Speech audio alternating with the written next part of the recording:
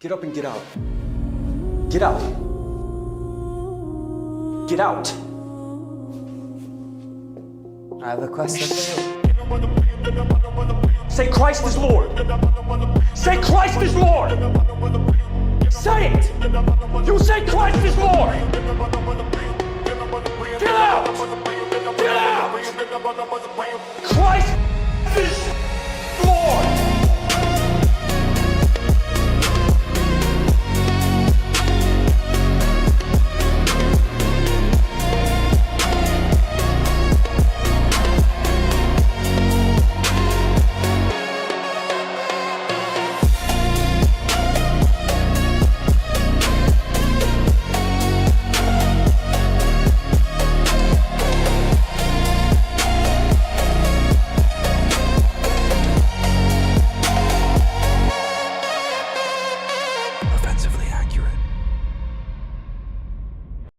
Hello and welcome in to another episode of Offensively Accurate, hosted by yours truly, Atlas Thug, aka White Boy Boys, aka another racially ambiguous graper, and I am here to tell you that Jesus loves you and Christ is King, but unfortunately with many other more terrible things.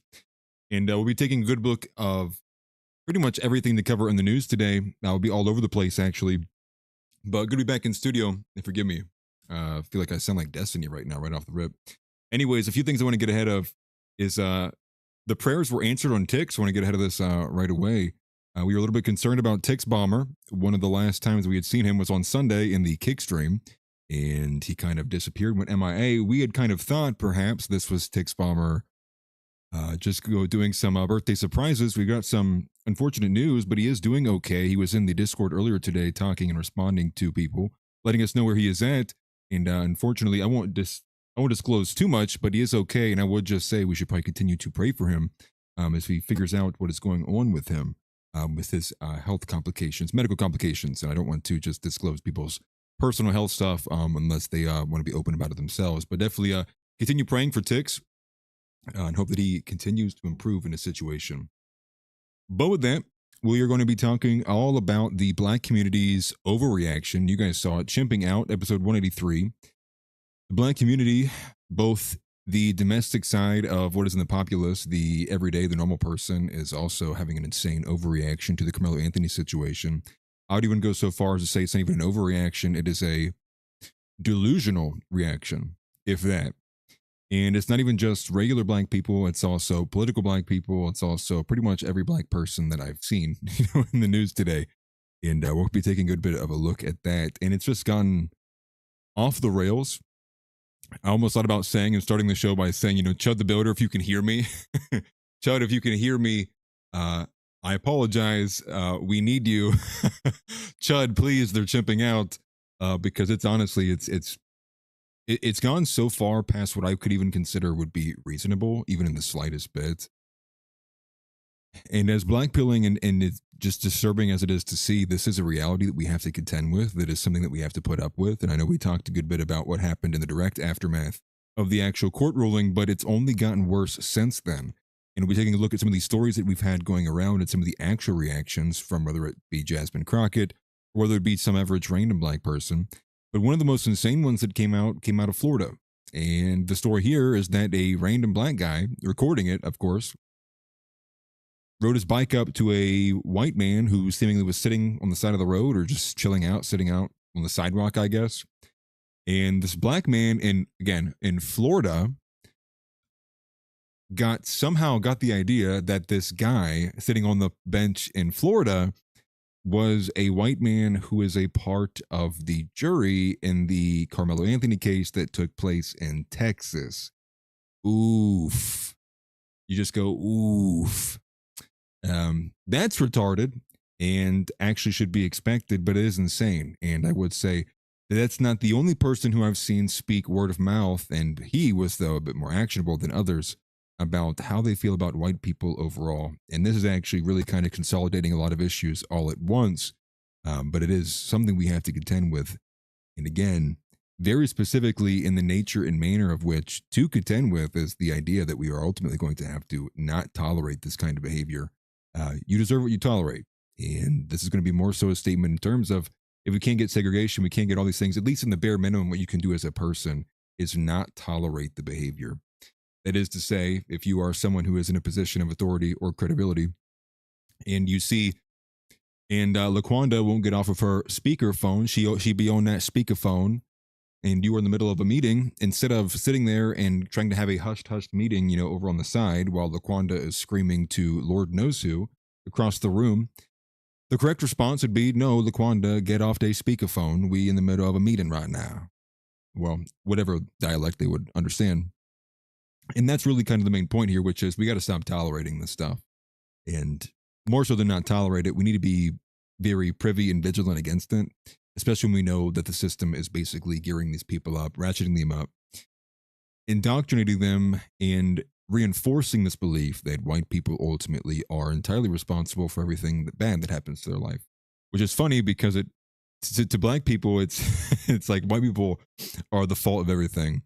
And the way we view it is, no, it's actually the Jews. Funny kind of pecking order here that we have here. But again, we got to move to positions. We got to not tolerate these kinds of things. We need to be in positions of saying, no, if you want to be on a speakerphone, you're going to have to take that shit outside. That's what we have to do, not tolerating this. But it's actually dark, it's disturbing, and I think, again, to be very accurate, it is delusional. I mean, like, we're close to, like, hallucinating reality. And I know a common phrase usually used by someone like Matt Walsh and many others is that a lot of these takes, a lot of these opinions, a lot of these arguments seem to be divorced from reality. But even that seems to miss the mark here in terms of just how delusional some of these comments and positions are from some of these people.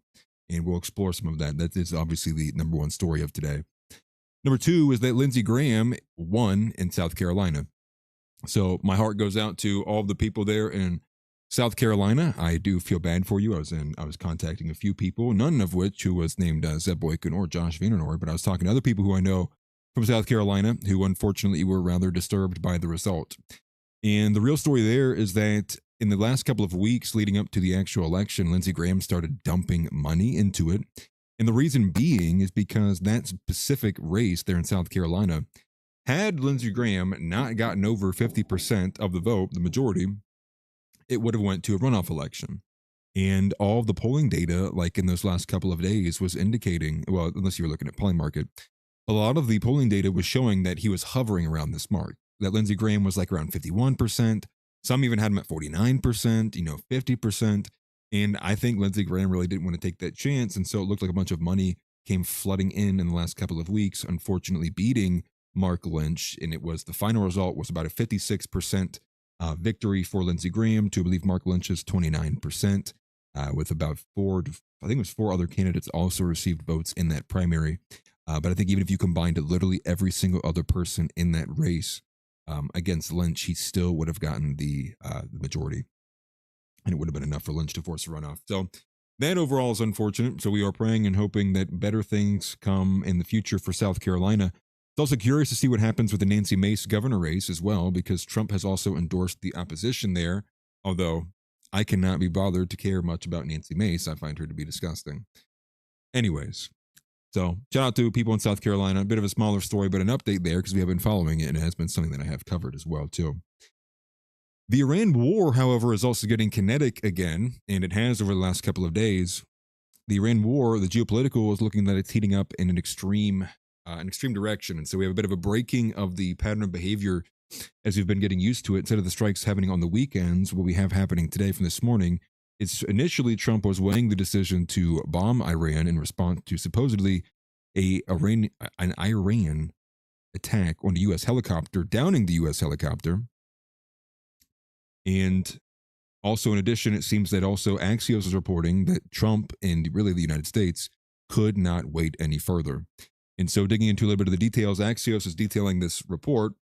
It basically reads that Trump kind of reached the boiling point of how much longer he could wait. Really, not even just Trump politically, but also America economically. And Abbas Araghchi, the relegated foreign minister from Iran, someone who has not been in the best of terms with the IRGC, and part of the reason for his relegation, because Iran actually sees Abbas Araghchi as being too soft on the United States. He had basically told the United States in the last time that they had met, when they came to the memorandum of understanding, that it was going to take about 45 days for Iran to get a response to the United States for the couple of the amendments that Trump wanted to change from their initial agreement. Those changes were about the two irreconcilable differences that the two sides have, and very specifically about the enriched uranium.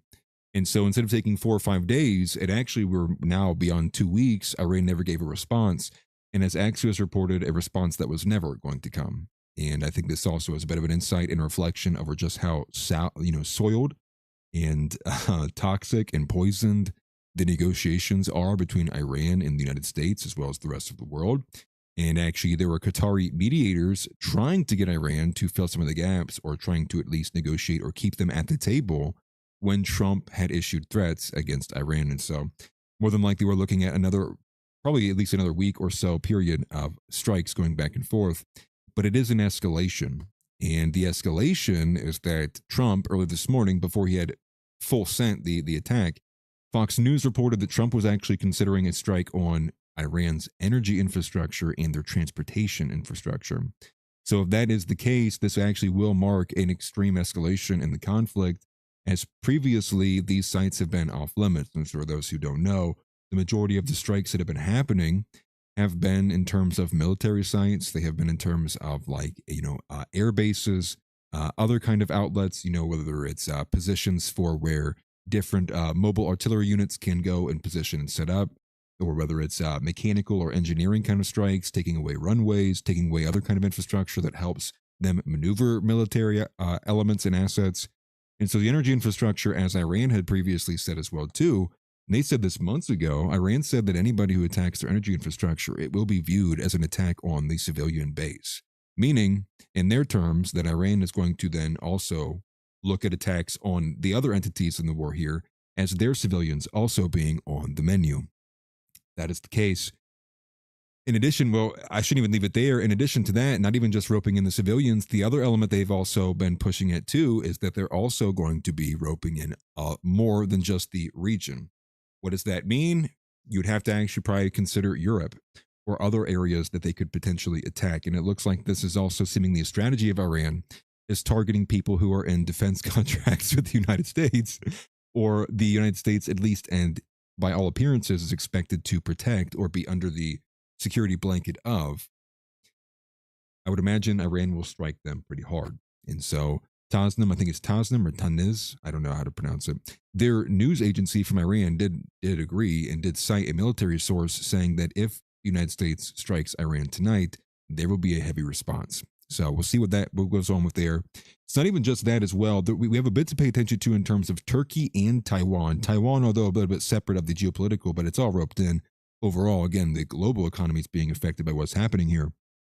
And that is the fact that Taiwan, for the first time ever, had live fire exercises that they shot literally in the direction facing China, but specifically they positioned them from a position at a river, at the mouth of a river, that's basically long been observed and projected by Taiwan as being one of the top spots that if China were to invade, it would be a landing spot for them to further invasion to incur from. And so it looks like Taiwan is getting ready. They're seeing the writing on the wall in terms of the ability for the United States to protect. So I think that it's Taiwan's acting in its own best interest. But again, obviously a little bit scary because this is now roping in more and more countries, changing the nature and the face of the geopolitical, which incurs many, many changes, especially as the economy is global at this point. And I mean, has been for some time, but global effects really reverberate a lot more than what they used to. In addition to that, Turkey has been a lot outspoken towards the effects and actions of Israel. They literally said out loud and explicitly said, we will not allow the Greater Israel Project to happen. And in addition to that, it looks like Turkey is taking a lesson from Iran, which is to say that the president of Turkey, Erdogan, came out earlier today and saying the same thing as Iran has been saying in these negotiations towards Lebanon. And so the president of Turkey basically said that the security of Turkey does not start in, I think it's called Hayat, which is like somewhere in like southern Turkey. But they said it starts in Aleppo, Damascus, and Beirut. which means they're probably, and like Iran defending Lebanon and making it a huge part, a sticking point in the ceasefire negotiations, because Iran is using this as an element to expand their power and reach. So Iran is roping in Lebanon under its sphere of influence, or really its security umbrella. And now you have Turkey also adding to that. Turkey also saying that any kind of strike against Aleppo, or any strike against, which is just Syria and Lebanon, will also be considered as threatening Turkey's security. So a lot happening in terms of the Iran war. But the news basically will read to you, if you were reading the news, it's basically reading as if Trump is doing all of this military incursion, as a response to a U.S. helicopter being downed. But ultimately, it is because the United States has no leverage at all. We have no way or no ability to actually get Iran to come back to the negotiation table. So the only way that we can actually affect that is by moving up in the escalation ladder, finding some way in which we can actually begin to inflict pain, or hold some kind of piece of leverage, some kind of chip on the table that would ultimately be a persuasive piece for Iran to come closer to what's been basically considered, again, as irreconcilable differences between the two, especially on the enriched uranium. That seems to be what is the furthest from actually being affected upon. And then, in addition to the geopolitical, we also have that the TPUSA is like an extremely hot water, as they have been, which is kind of just we could have said that every day for the last like 9 months, to be honest with you. And that is over this specific video. Now, I actually saw a bit of the whispers about this video of Charlie Kirk. And the specifics of the video is that there was a 5-second snippet that was wedged in a 44-second long video, or clip really. And it's like a 44-second montage with like music playing of it, of like Erica Kirk. But this 5-second snippet of Charlie Kirk is wedged somewhere in the middle. And inside of this 5-second snippet, Charlie Kirk says to the effect of, I would choose Erica Kirk to, to take the reins after me. And I'm paraphrasing a little bit. But many people found this to be unreal. A lot of people also found it to be, is this doctored? A lot of people also thought perhaps it was AI. So Candace Owens and TPUSA have actually been going back and forth over the last couple of days. I believe some people have been going back much further. Actually, I found a tweet from Sam Parker from like May 15th talking about this back and forth. And very specifically, and for whatever reason, TPUSA came out today and said, oh yeah, haha, that video was a troll. And so now the whole thing is very confusing. But the specifics of it is that the clip that they used, the 5-second snippet that they used, actually came from a 3-hour private event in Aspen in 2025, early 2025. And because it's private, no one has access to the video. However, everything seemed to escalate because Candace Owens made the claim that she's actually been sitting on the footage of Aspen for the last 7 months and is now saying that they are outright lying. Candace's claim, when you see more context of the actual video of that conference, is that it is specifically talking about the Young Women's Leadership Summit, where they call it the YSWL or something to that effect. And so it does appear, at least from the context or the surrounding context that Candace posted from like a 30 or 40 second video, is that actually very specifically that Kirk may have been making mention of Erica leading the women's coalition, not taking the reins of TPUSA. Now, the odd part of this is that this was not just done and released by TPUSA. This was actually done in conjunction with Daily Mail, that was actually released as an exclusive behind a paywall. And I mean, unless you're a subscriber already to Daily Mail. And so what you have inside of this, when I read through the article, I didn't pay for it, but I found a way to read it. Inside of this article, what you have is it's all statements from TPUSA board members. And the only person who's not a TPUSA board member who gives a statement inside of it is Donald Trump Jr., which also doesn't give me any kind of element of extra belief or credibility. And they're all basically arguing that, oh yeah, Kirk said this all the time. Kirk was always saying this. Every day he told us how much he wanted, Erica Kirk to run everything after him. And I'm going to say I find that personally hard to believe. I will be honest with you guys. Charlie Kirk might not have been good on some things, but one thing that he actually really was good about was he was really good about how women should not try to climb the corporate ladder. How women should be staying home with their children. I think this is probably one of the best parts of Charlie Kirk, one of the best things he was most accurate about and he pushed for. So when I'm seeing all of this that, I right off the rip, I didn't think it was a good look. But now for them to come how many months now since this has happened? And now we get it, instead of getting like an actual like full like minute, you could even get like a minute and a half video clip of him saying it would be very believable. But what you get that is basically supplementing the evidence that the TPUSA is doing what Charlie would have wished is a 5-second snippet that many people are pointing out feels doctored. Some people are pointing out doesn't have the same lighting as the other video that Candace Owens has, wedged in between a weird montage of Erica Kirk hugging people and laughing and crying and music's playing, doesn't strike me as a credible source of evidence. So now the calls for people are now asking to release the full video.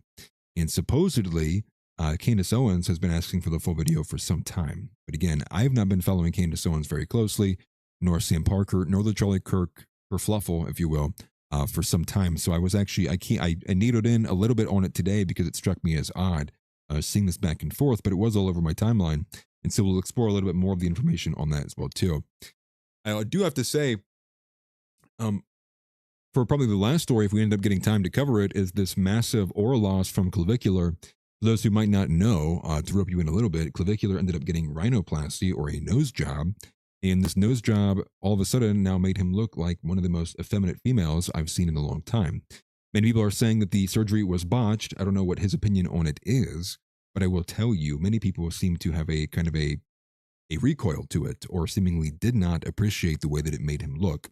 And so to describe it to you rather simply or softly, Clavicular previously had a bit of a more broader and more hard-lined nose, and now he has a soft, very effeminate nose. And it literally does look like he got a button nose from a Barbie doll and put it on his face. And now it is getting very awkward in here. Yeah, maybe he is transitioning. Hippocratic says it's funny. Some people have said, and I do believe the aggregate thread that I was reading made mention of that he's now looking at getting his ears done as well too. So, you know, I think he's actually suffering some extreme aura loss. So, heart goes out to Clavicular, but man, he looks pretty messed up right now, to be honest. And did he did he have aura? I would say so. I think to me, I would say he did for a bit, I guess. Just the tip, World Champion says. So we'll cover that. We'll just take a small look at him. And for the kick stream tonight, when we get ready to switch everything over, for the kick stream tonight, we'll be a little bit behind. However, and the reason behind is because at 7 p.m. tonight, the MAGA versus America First debate is happening. The one that was hosted, the first one that was hosted, which was I believe it was the Boomers versus Millennials debate that was hosted by Brandon Straka from the Walkaway campaign. Now, what seems to be more exciting to me is now the MAGA versus America First debate. And so when we finish up here, probably around 7:30 or around 8 o'clock, I'll be switching over to Kick, and we'll be watching that. We'll be having a watch party watching that as it is released at 7 o'clock. We'll be a little bit behind. Maybe we'll watch at 1.5 times speed. We'll see. But we'll be watching that on Kick afterwards. But that's the gist of what we're going to be covering today. So let's get started. Cut straight through, offensively accurate, that's the view.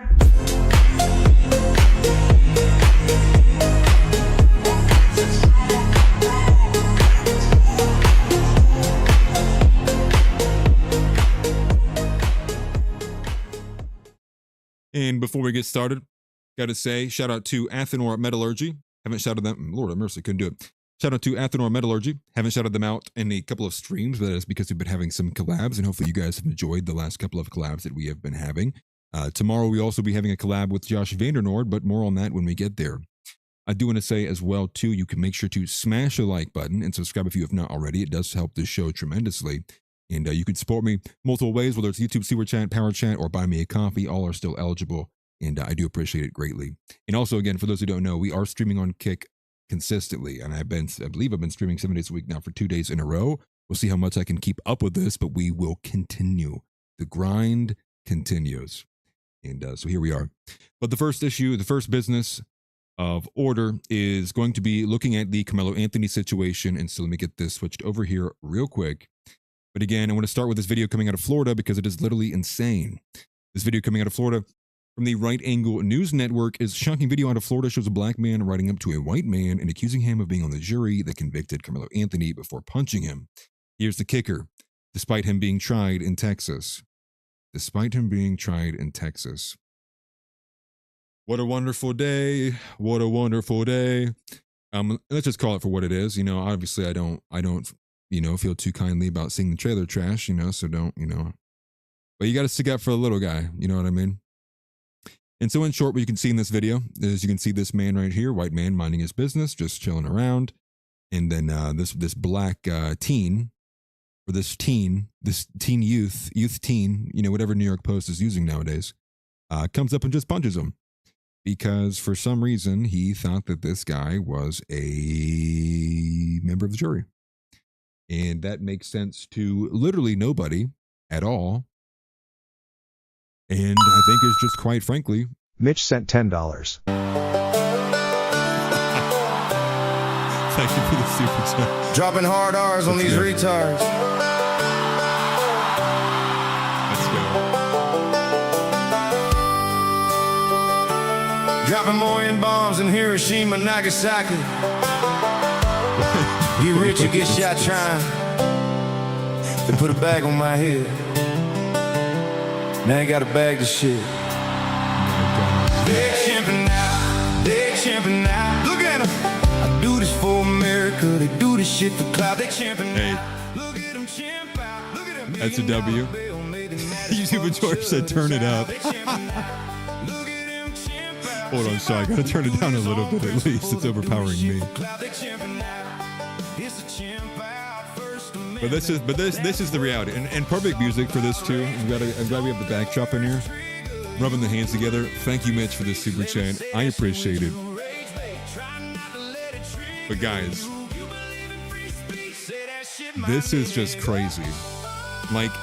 And this describes what we're dealing with right now. So shout out to the song, shout out to Mitch for the song. But this is actually where we are. We are, I know, Donnie, but it is what it is. We have got to find a way to be able to move better than what we are currently doing right now. Because again, as we're about to see through the rest of these, all these smaller examples as well, some from Congresswomen like Jasmine Crockett, some from former city councilmen. I mean, we're talking about people who are serving positions of power, and this overt bias is going to be quite literally viewed as a threat to not only what the social contract is, and I would say that the social contract's already broken, but the way that this is going to have to be handled moving forward is going to have to go down a very serious route. Because again, understand where we are is I'm sitting here as the moderate now. What once was the far-right Christian supremacist is now viewed as the moderate, and I have to now remind people that this is the case, because on the other side of it is people who are willing to, again, and I would say much more removed from morality, wanting to do much darker things to solve the problem. Many of this coming from them being black-pilled, many of this just tired. I mean, it's the fatigue. It's tired of having to deal with the constant disruptions to life, tired of dealing with the constant pandering, tired of dealing with the constant being on the speakerphone, tired of dealing with the constant, all of it. Everything that goes inside of what gives people black fatigue. Everything. And again, like what I said, I think I was talking to my mom earlier about this too, and I'm glad that she was kind of on the same page as well. I do appreciate the super chat. Thank you very much for the TCS, brother. I appreciate that. They're catching me off guard now. But like as I was telling her, the way this foretells, the way this is going to ultimately pan out is, I don't know. And imagine any one of these people ending up on a jury for you. Imagine Jasmine Crockett, or whatever this guy's name is, Combat Kid Bo or whatever. Imagine this guy is on the jury when you are up for some kind of charge against you, or you're in court for some reason. Imagine one of these people is on your jury when it's your child who was murdered. Imagine it's one of these people. And this is where the real kind of decoupling and de-threading is happening here, because how is that even reasonable in the slightest? You have, even before the case is tried and he is convicted, You have women straight up telling Savannah Hernandez, reporter from the Blaze TV, telling her, despite the evidence, that it doesn't matter. They pick their side, I pick my side. I think is what she said, from what I understood. And then now we have in the aftermath, you have people, which we'll get to, talking about they want to dig up Austin Metcalf's body and stab it again. We have people talking about they want to. Now we have a funding element. There's now allocations of funds moving to try to get the brother of Austin Metcalf, Hunter Metcalf, arrested for assault and accessory to murder. You have $630,000 being raised again in another Give, Send, Go. He did a file to appeal, by the way, which is just crazy. And what's happening with the actual reality of the case? Well, the reality of the case is that it was literally open and shut. It was the prosecution came out, gave the facts. The defense had nowhere to go. The defense, all the defense can do is call up witnesses who ultimately harmed the case. They say, yeah, he was told 15 times. No, yeah, I guess you're right. I guess I clearly couldn't see anybody trying to jump him. Oh, yeah, I guess you're right. No. Case goes for what? 5 days? It's over. The deliberations last 3 hours. Like fastest case known to man.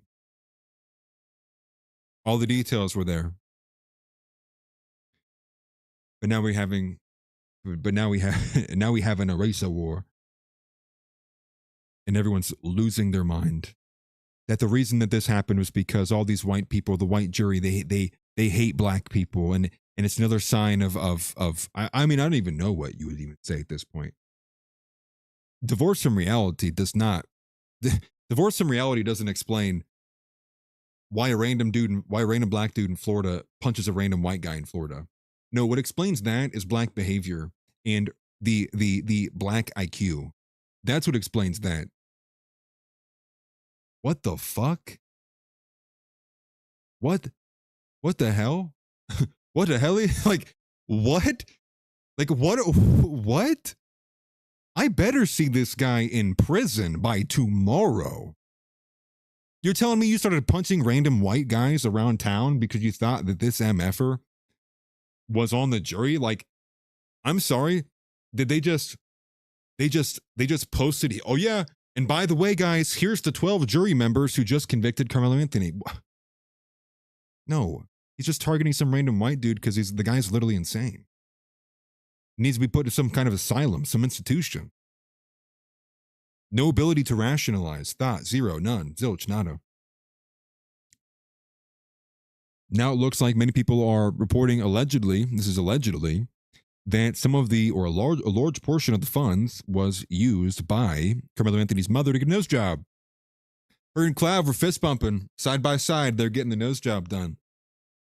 Using money from a Give, Send, Go that shouldn't even have been there in the first place because they were basically building funds to defend a kid who literally stabbed another person in the heart because how dare a white guy tell a black person what to do?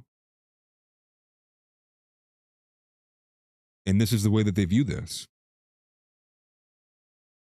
They viewed it, many people view it as disrespect. We talked about it yesterday with the Wiggers, if you will, saying that, you can't just put your hands on everybody. Yeah, you can't put your hands on everybody, but this black person can do whatever they want. And that seems to be the expectation. That seems to be, because slavery is something like that. Them white peoples, there was a slavery over there.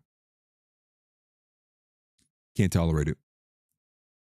And it stands to deteriorate and has already, I would argue, and we actually are at the very end of what feels like what can be deteriorated from the first world civilization that America used to be. And yeah, used to, because it certainly is not anymore. We are certainly not a country that seemed to have much respect for laws or order or civilization or civility.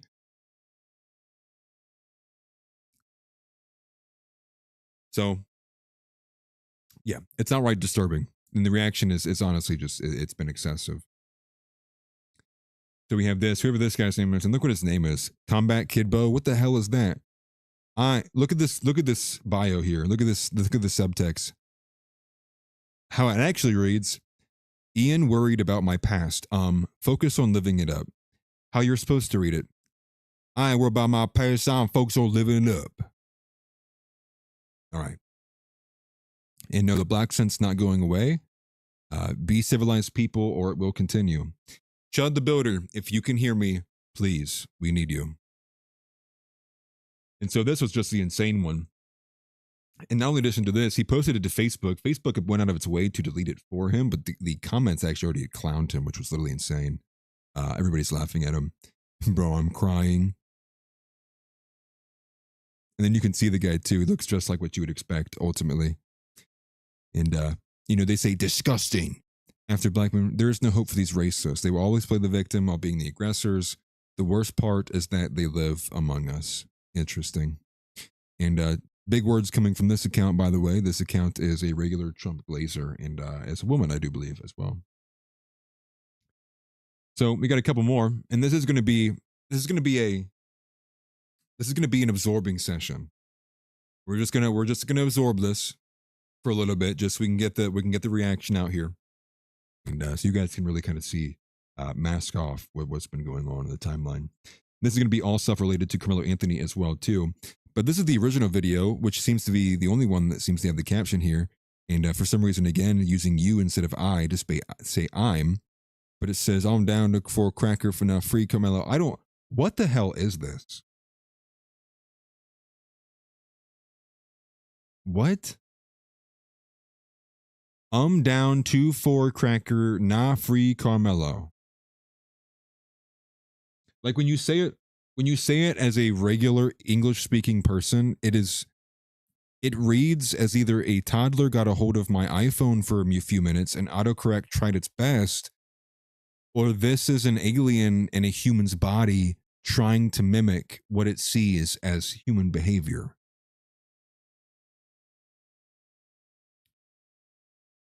So, is the expectation? So, is the black community going to police itself, or are we just going to stand here and wait for you guys to behave?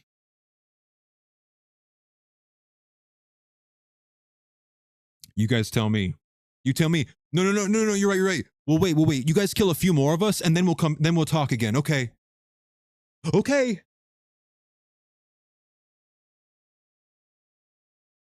It's a joke, dude.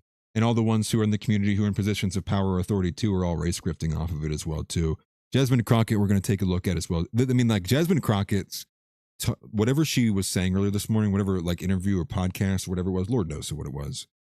Some of the most insane, delusional shit you have heard in your entire life. Again, the response is not to say that we're going to start giving it back. We as Christians, we do not hate people, but we cannot sit idly by while we die a slow death and we are slowly choked out by the inability to stand up to what is the genocide of white people. And this is it. This is the slow death. No, they're not lining us up against walls, but they don't need to because the elites have all the time in the world. So long as the plan is successful, they can let it drag out and time can be a secondary factor. But we are dying a slow death. And it is a slow death of a bunch of white men. And this is not going to be fun or sound friendly to say it, but let's be honest here. You're dying a slow death because many white men are a bunch of raging pussies and cowards who are too afraid to lose jobs that by all accounts they already effing hate and don't pay them well enough regardless. And they're too afraid about what their friends will think of them. They are too afraid about what their wives may think of them. They are too afraid. They are too afraid. They are too afraid. Well, we have reached a point where being too afraid does not cut it. You're going to have to speak up. And I think Nick said this best last night. At what point, when has walking on eggshells like served you? What has this done? You guys remember when Scott Adams had finally had enough? You guys remember when Scott Adams finally said the quiet part out loud? It's not even the quiet part out loud. When Scott Adams finally had enough, finally had gotten tired of trying to reach in and help these people, tired of trying to play and sit on the fence, tired of trying to constantly pull the wool over his own eyes about the reality of the problem. And he said, you know what? Stay the fuck away from black people. That's from Scott Adams. And why did he say that? Because Scott Adams realized that no matter even if you try to help them, no matter how much you do, no matter how much you say, no matter how much you walk the line, the way they look at you is, oh, he's still racist. He's just better at hiding it. Oh, he's one of them. He's one of them liberal racists. It doesn't matter what you do. By merely the fact of you being white, that's all. That's it. Done. Now, certainly exceptions don't make the rule. And this is obviously not all black people, clearly. And it's just crazy to have to say this. But again, exceptions don't make the rule. And we do have to operate off of generalities. And yes, RIP to Scott Adams. And let that be the main point here. This is not about like black people are going crazy because of Karmelo Anthony. This is about why is it the entire effing community is having this reaction? Why is it so widespread? Why does it feel like this is a 75% or 80% guaranteed reaction from the black community? Why am I seeing McDonald's managers leaving their shifts to talk about how they want to dig up Austin Metcalf, forgive me, and quote, beat his ass and stab him again? Is that even a human-like response? The problem is that the indoctrination vehicle, which is basically America and the institutions, has gotten to the point that the vast majority, we're not talking about a plurality, we're not even talking about just the majority, we're talking about the vast majority of black people have tribalized to the point and have all adopted the narrative that wholeheartedly every white person is innately evil. That every white person could literally live on their hands and knees for black people and it still wouldn't be good enough. That there is not a singular thing that a white person could do to them or in their lives that would be redeeming enough to get them out of being hated or ostracized.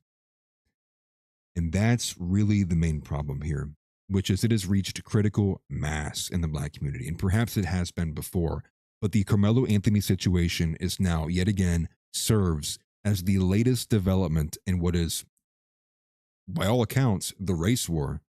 Hey buddy, guy says, hey, I don't want to incite a race war. Good luck, friend. You're already in one. Like, wake the fuck up. It's not a matter of, and think about all the people who are going to go, don't make this about race, guys. Don't make this about, what? Can you pull your head out of your behind for 2 seconds and look at the way these people are behaving? Can you not lie to my fucking face for 10 seconds? And can we get a grip? This will not change so long as people want to lie about what the reality of the situation is. So long as you have people going, well, we want to unite. Okay, well, I want to be truthful and I want to care about what actually fixes things. I am a logical driven person. I get some of you are females and you want me to just listen to how the problem makes you feel, but I want to solve the problem. I want to move past this. I want society to stop crumbling at the drop of the hat. I want to stop seeing my brothers, my white brothers and sisters being brutalized, raped and assaulted and shot in the streets for simply being white. I also want to stop seeing black people saying that using the N-word is a casus belli for any amount of assault up to and including death being justified to the person who dared utter a 6-letter word. We either be truthful about the problem or we die slowly and silently. And it's the final white people on this planet Earth died in their own country, their founding fathers built for them because the children who came after them were too cucked and coward to stand up and fight for the things that they fought for less than 200 years ago. We have got to get a fucking grip on the problem. It is the only way. And I don't mean that in the sense of now we sit here and we start shouting and screaming people down. I don't mean that as we start grabbing guns and rifles and we go line up in the street. I mean that day in and day out, you don't tolerate it. Exactly what I said at the beginning. If you are in a position of power, you are a manager, you have a lazy fat black woman at work who is working, you gather the balls up and you walk over to her and you say, LaQuanda, why am I not seeing your ass working 8 hours a day? You come in, you're late, and you worked for an hour. True story, by the way, was told to me this morning by somebody. The same thing is true of all of these other elements categorically across the board. Whether it's driving, whether it's the way they behave in school, whether it's the way they behave in line in front of you at Walmart, be the person who lets them know that is not tolerated. We don't tolerate that here. Don't put yourself in a position, well, it's kind of hard to say that because at this point, at this point, we're straight up looking at the fact that if you tell a white person anything or a black person anything as a white person, that's enough.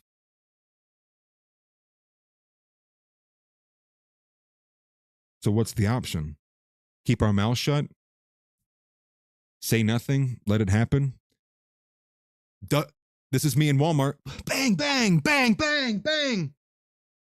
Bang, bang. I just wanted a Diet Coke. So up to you guys. I'm already vocal. I'm already vocal enough, but it is a terrifying prospect to think that at this point, and if it continues, especially after the aftermath of this, now obviously don't go up and try to start a fight, but it is to say you need to not be a coward when the moments and opportunities arise, when you can be someone who says, hey, we don't do that here. Be that person. Be the New York cop when they pulled the tunnel Jews out in New York. Be him. Hey, this is America. We don't do that here. Be that guy. But I will say at the same time, there's a huge and vast part of me that wholeheartedly understands. And I do, trust me, I get it. I am fatigued. I am fatigued. Many of us are fatigued. Let's not respond in kind. Let's respond, I would say, proportionately and above the belt. That's how we should be responding. We should be responding, yes. Well, who cares about racism? You guys won't even attempt to be civilized and exist in a civilized world. You won't even try. I'm not getting on my hands and knees again. Are you kidding me? What if that was, you talk to him like that? What if that was my white son who was in that tent? Well, I already know how you guys would have told me how to feel about my own son. You're telling me you want to go dig him up and do it all over again. Fuck you, people. We're not going to respond in violence. We're not going to attack back. But we're not going to put up with this bullshit again. And it's got to be, and it has to be firm. It can't be a nervous response. It's got to be, we are not doing this. Now, obviously, don't do that if you feel like you are not in a position to. But if you as a man feel comfortable articulating that when the opportunities arise, or you're in a position of power, or you are a manager, or you are in any way, shape, or form, a leader in some sense, you're gathering a meeting, you are in any way, shape, or form someone who is in a position of credibility or authority to be the one that can put a stop to it, do it. You must. It is your duty.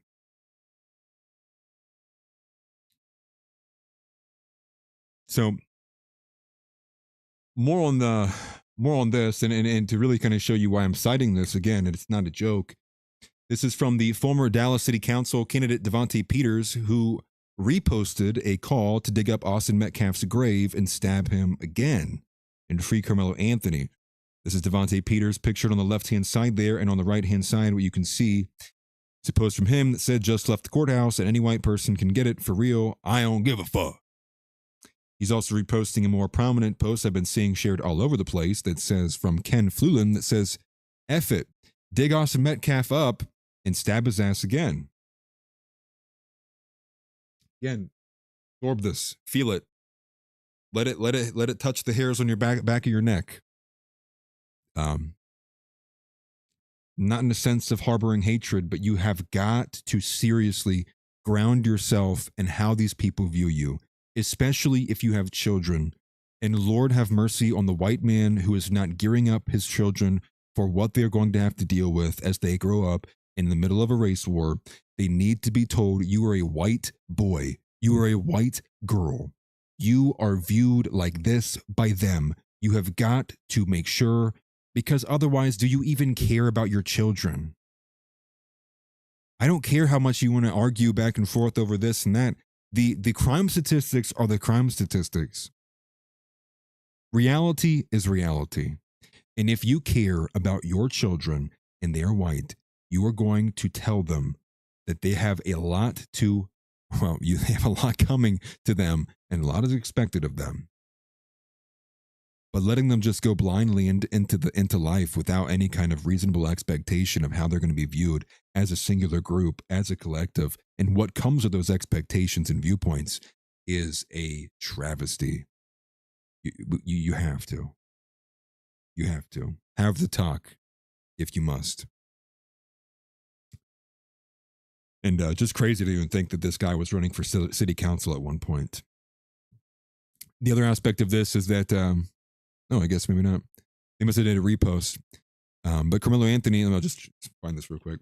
Karmelo Anthony is going to be appealing, or he filed to appeal. This is from Libs of TikTok. He has filed a notice of appeal after he was sentenced to 35 years in prison for murdering Austin Metcalf. And with any luck, that is going to get rejected near immediately. And that's just where it stopped, though. That's kind of where it stops for the Karmelo specific interactions and reactions. Here's another development for you. Here's another random white guy. Or black guy, forgive me, Lord, that was a terrible mistake. Black man is threatening that white people are not safe in certain areas of Texas. Is this AI? Is this doctored? Let's take a listen.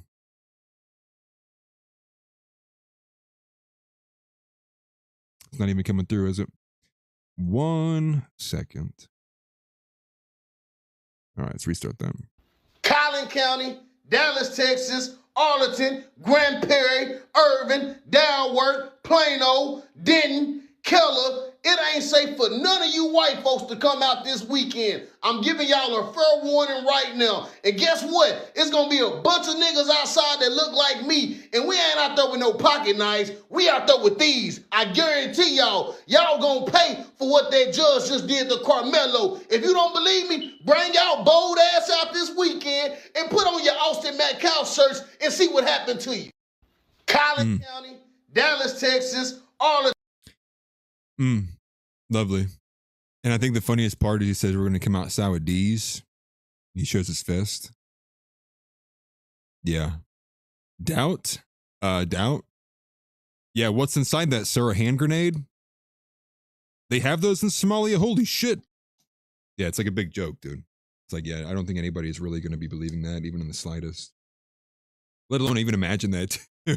Like... Imagine a black guy wanting to fight a one-on-one, like a one-on-one too. Like, not believable even in the slightest. Not believable in the slightest. But yeah, I mean, this is just the general response overall, and it has been. Here's like a montage that existed as well too. A montage of this, like 55 seconds straight of multiple black people all reacting in almost the identical manners. Karmelo Anthony has been found guilty of first-degree murder. Of course, the jury is a jury of his peers in his county, which are all white. So they rejected the self-defense claim and manslaughter. They just cost him his whole life. This is not the verdict that I expected. I don't even know what to say, y'all. Guilty. I'm heartbroken behind this. As black people, we were just up against so much, and this is very, very, very disappointing all around. What happened to being judged by a jury of your own peers that was not his peers? Man, dude, she breathes next to you, you're going, dude. She breathes next to you, it's over. You're either coming or going. She breathes next to you, man. And they was all white in a racist town. Come on now, y'all. This is the last day that he will ever be free. He will now belong to the state of Texas. And it's just so fucking sad. Karmelo Anthony. So like, again, it's insane because what are we? Again, it could not be more open and shut. The elements of the case could not be more factually consistent with the reality that Austin Metcalf was stabbed in the heart for the only reason of asking Carmelo Anthony to leave a tent he was not supposed to be in. And you just go, where do you even go from here? How can you get more delusional than this? What even is the thought on this?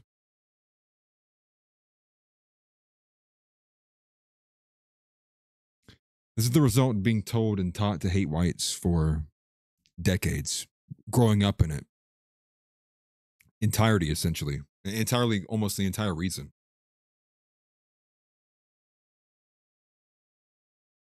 This is, dude, nothing to do with race here.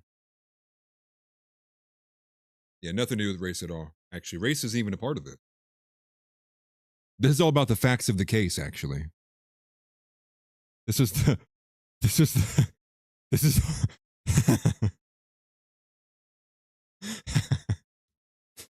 actually, they're all disappointed because it was really actually about the facts of the case. And the judge really got it wrong here. The jury really, really got it wrong here. They were like, they're so well, what even is it? What else could it even be about? Right? It's just the most hilarious things even here, especially from all these people want to unite, right? The race uniters, if you will. So, this is another crash out here. Just to really kind of ground in. I mean, this is the viewpoint. So let's get some more talking. Let's get some talking heads in here. Okay, enough of the TikToks. Let's see some people in action. All right, they got a podcast, right? Point of view, okay. All right. Tell it how it is. You telling me a grainy video is shown to jurors, but it was shown in 4K clear to the people that witnessed it? No witness on that stand had that little man's back? None? 0 out of 21 people being questioned? Come on, man, I'm done with all of that. I feel the same way about white people, the same way they feel about my people. Yeah, try one of us. Mm-hmm. I mean, even...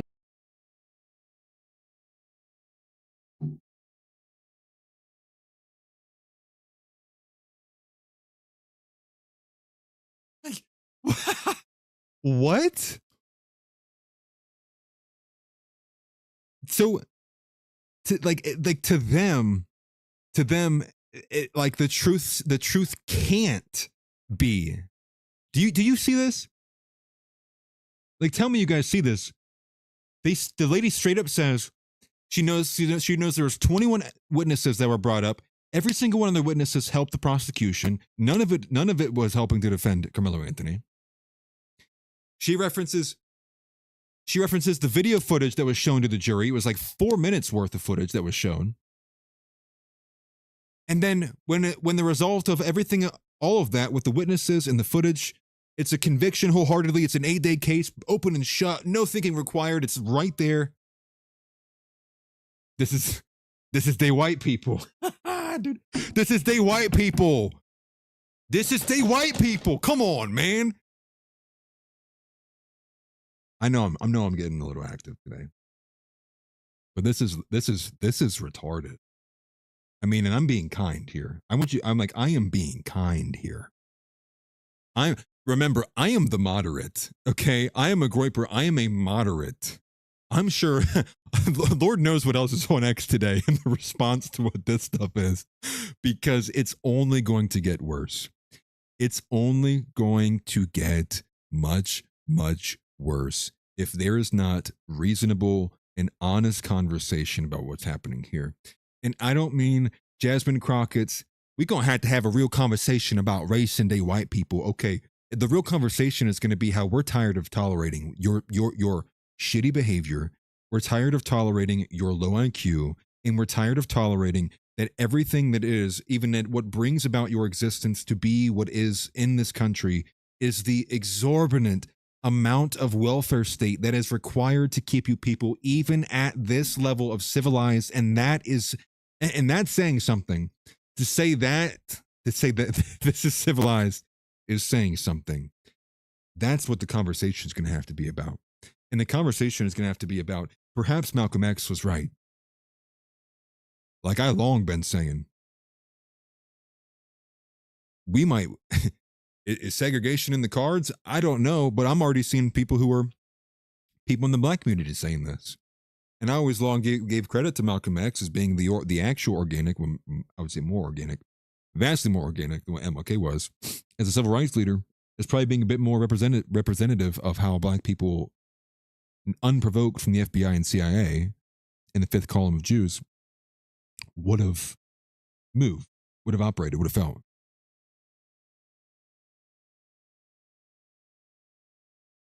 But this is, separation, not segregation. Thank you, House. But that's, and think about it. Would that not solve all the problems? Like just think through this for a second. Think about this, like in this court case, for example, if you lived in a separate societies where everything was separated out, where if you were a black person, all you could get was a black attorney. And if you're going to trial, all you could get is a black attorney, meaning you would have to have a black judge and you would get a black jury. Actually, I don't even know how it would work in court, to be honest with you. Maybe you'd have to get 2 cases tried. But even the same case of like with your bank, right? You know, claiming racism in whatever area you could. Okay, well, what if you had to go to a black bank? And that black bank was staffed by a black bank teller who also worked alongside the black accountants who worked at the bank, who answered up the corporate ladder to other black bankers who worked at that. Now you've eliminated the ability to say race because everybody you've talked in the entire chain of command is all black. Massive overhaul to the system because of a word, by the way. We are literally going to have to overhaul the entire U.S. system just to hope that no more white people have to die. Like we're trying here. We're reaching. We're trying to figure it out, man. Ultimately, just too far away to work nowadays, and I imagine many things would stand in the way of that happening 100%, right? And I think the court system is one of them. Like if it's a black on white crime, I mean, what court gets precedent there? You know, does it get tried twice? And what happens then if they come to different conclusions? I mean, like, it's just, it's a bunch of insanity. And we're all asking too, like, and think about Chud the Builder as well. Right, Chud the Builder is like saying a word, and he's like, look at them, dude, they're chimping out. They're like, I'm gonna kill you. I'm literally gonna kill you. And then, in this scenario, Austin Metcalf, hey, you can't be here, man. Like, you need to leave. This isn't your tent. Gets up, kills him. And then the response to this is, in both cases, we're gonna kill more. We're going to kill, they want to kill more white people. The response is actually so disgusting that they are repeatedly, and many have reposted, that they want to exhume and dig up the body of Austin Metcalf and violate it and mutilate it further because of how much they hate white people.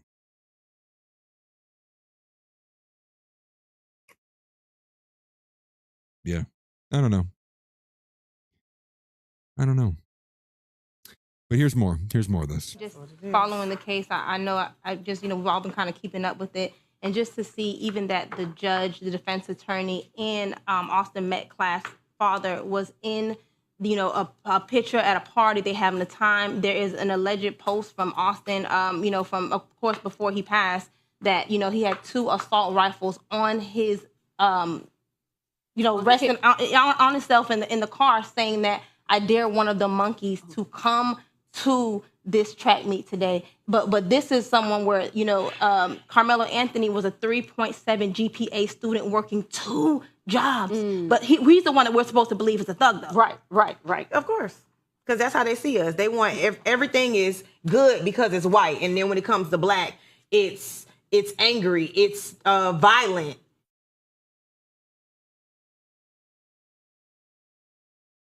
Dude, where am I? Like, what the, like, and do you understand like how there's just these are two, it's not even different realities. Like this person lives, like they have shared schizophrenia.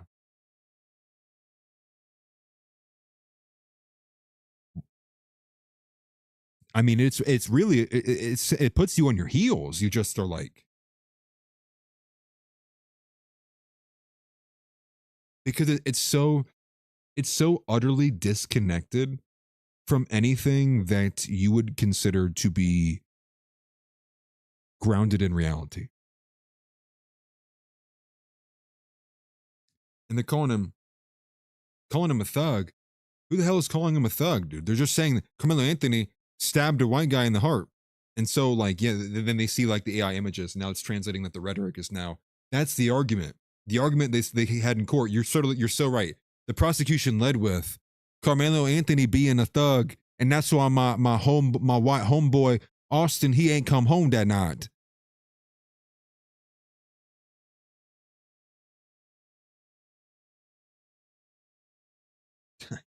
Dude, I'm like, it gets you so heated, dude. It gets you so heated because you know, and I know that could not be further from the truth. You know, and I know that it is like, what else must be given to these people? What else must be handed to them? Who else must be rendered to their effing knees and be made to crawl on the ground for these people? At what point will the groveling be enough for these people to finally be like, okay, finally, like, is there at somewhere at the end of this chain, the black people finally go, okay, finally, okay, we're satiated. We're satiated. Thank you. Okay, now we're going to start participating in society and not being this massive burden on everything and everyone. Is that expected somewhere down the line? Is there we some like a payoff somewhere here, where eventually, like, finally, like the leader of the blacks comes out, who Lord knows who that would be. LeBron James comes out and he says, "I've read my final third book, Upside Down. I've seen enough. We're going to start being reasonable, civilized people." And then everyone cheers. Is that the happy ending? No, don't think so. That's delusional. That is effing delusional. So what changes it? What changes it beyond either it gets much worse than this? White people sit in this stasis where we don't do anything. We get more tolerant of what's going on, but we also don't put our foot down. But then they're getting more and more active. They're getting more and more proactive. So what are we going to have to do? What are we going to have to do to change the positions, change the game board? Well, people are going to have to start finding it within themselves that they're not going to take this anymore. You're going to seriously have to go, I'm not putting up with this anymore. Again, this is America. We don't do that here. I get you want to treat this like Africa, but we're not in Africa. If you would like to be, leave. Because otherwise it's gonna end in a bang. It's gonna end in something just radically much worse. And obviously, talking about the long term, like this is sitting here and tolerating this and waiting for the untimely demise will result in a South Africa, especially if the birth rates continue as it is. And Ked's Dead sent $5, but I thought David Guetta ended racism. This record is I totally forgot about this. In honor of George Floyd, and I really hope we can see more unity and more peace when already things are so difficult. So, shout out to his family. I have a dream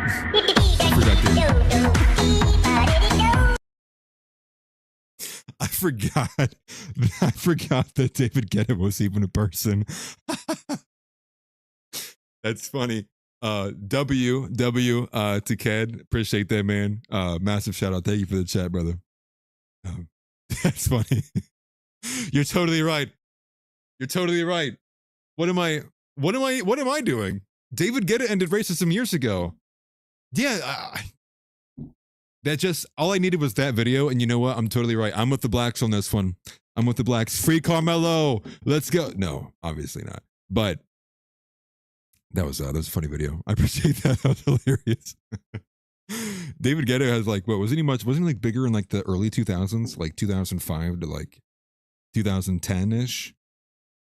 Or am I just an old man? Am I just a boomer? I don't know. Am I just an old man? I'm just a sad old man. Early 2010s. Okay, I appreciate it. I couldn't remember.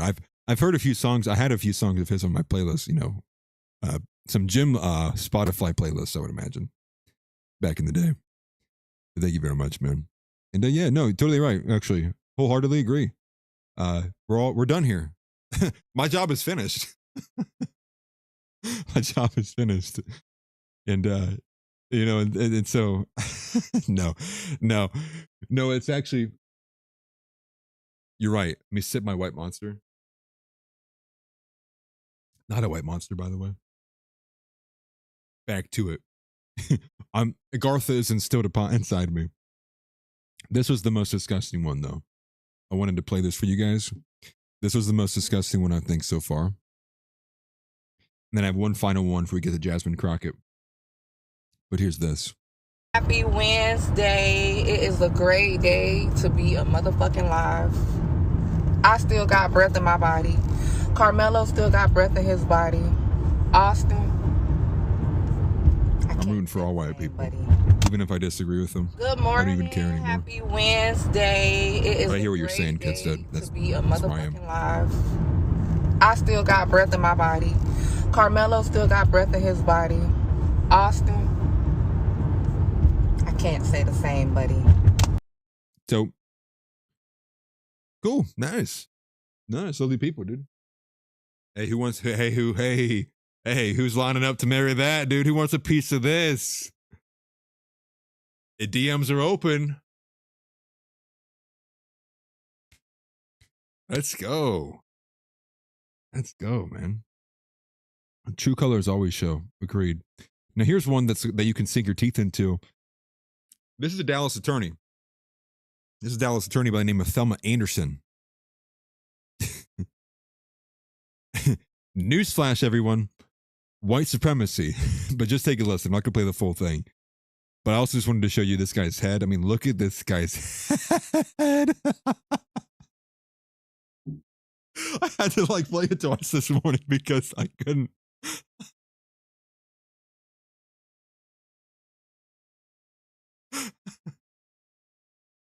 But my first thought was smelly. No, no, I didn't think that smelly. But dude, this guy, bro.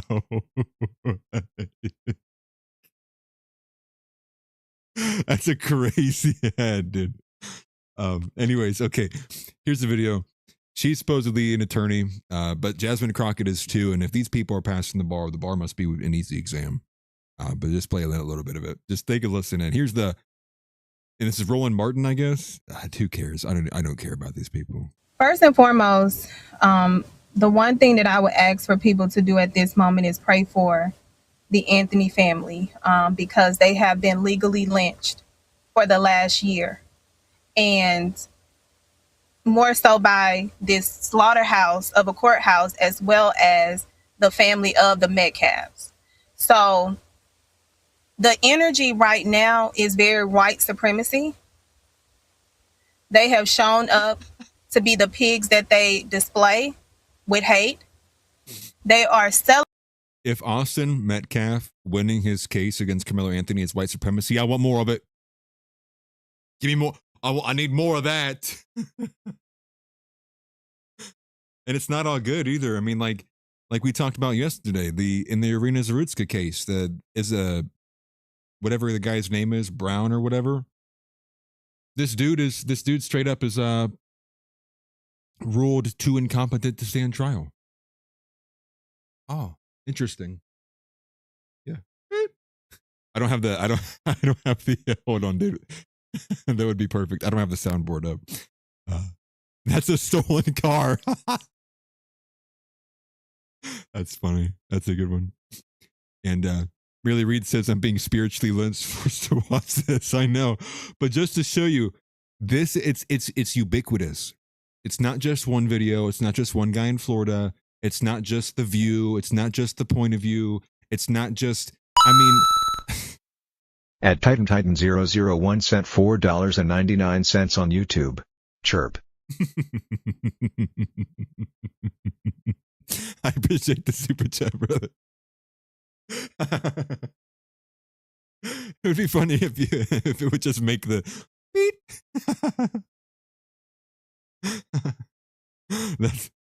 That is funny. Today would have been the day to have the soundboard up with the smoke alarm, dude. Today would have been that day. But no, I mean, I really want to I just wanted to seriously really stress to you the point of that it is ubiquitous, and this is a huge problem. It is not just one. There's not just this guy over here. It's not just day people on their speakerphone. It's many of them, a majority of them.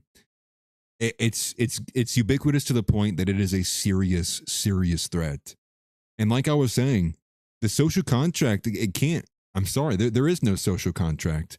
If I'm ever tried in court for anything, and there's a black person on my jury, to me, that is, I did not get a fair trial. That's the level to me of which the social contract has been broken, because I have no way of trusting that black person is looking at me with an objective opinion. And if anything, I should be allowed to ask for an all-white jury.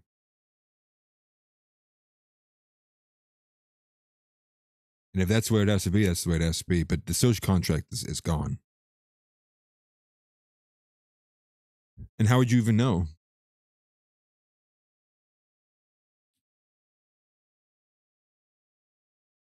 Is the court now expected to seriously? Is the court in a jury selection, or are we supposed to now give people 40-hour work weeks of digging through black people social media and going back 15 years to see? Like, I don't want that. Just make it simple. Just don't put any black ones on my jury. And we can flip it the other way around. I have no problem with black people getting tried in an all-black jury. We know that what the result of that would be.